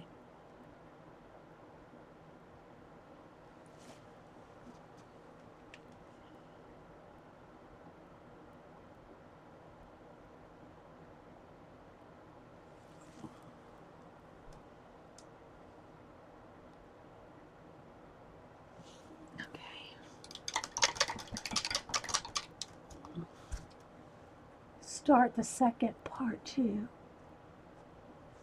Well, yeah, I don't want part 2 to be this. I want part 2 to be the other project. That's why I'm trying to hurry up with this. Because I don't want this part to carry over into the other. It's going to be a separate thing. Okay, so now real quick, let me see if I can get a little bit of white here. A little tiny bit of teal. You know, all I really want, picked up the teal too much. Hang on, guys. See, I'm getting in a hurry. I need a fresh baby wipe.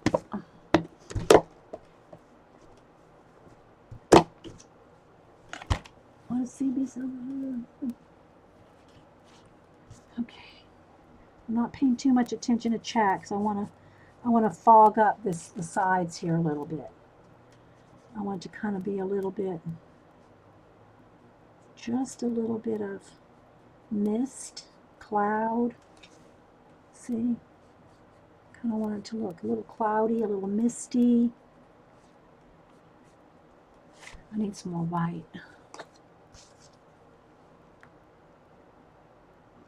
So yeah, this one's getting ready to stop. I think I need some pink splatters in there. Do I have time? Do I have time for some pink splatters in my tree?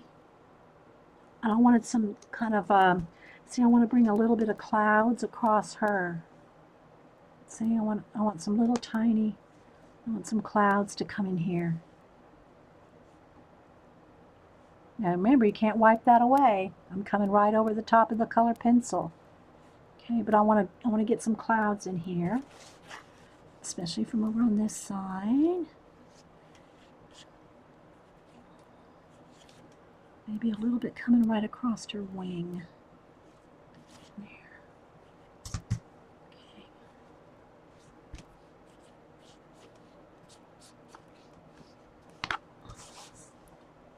So all these nice little touches at the end make it nice, but it takes time to do these little touches that I never seem to have time to get in there.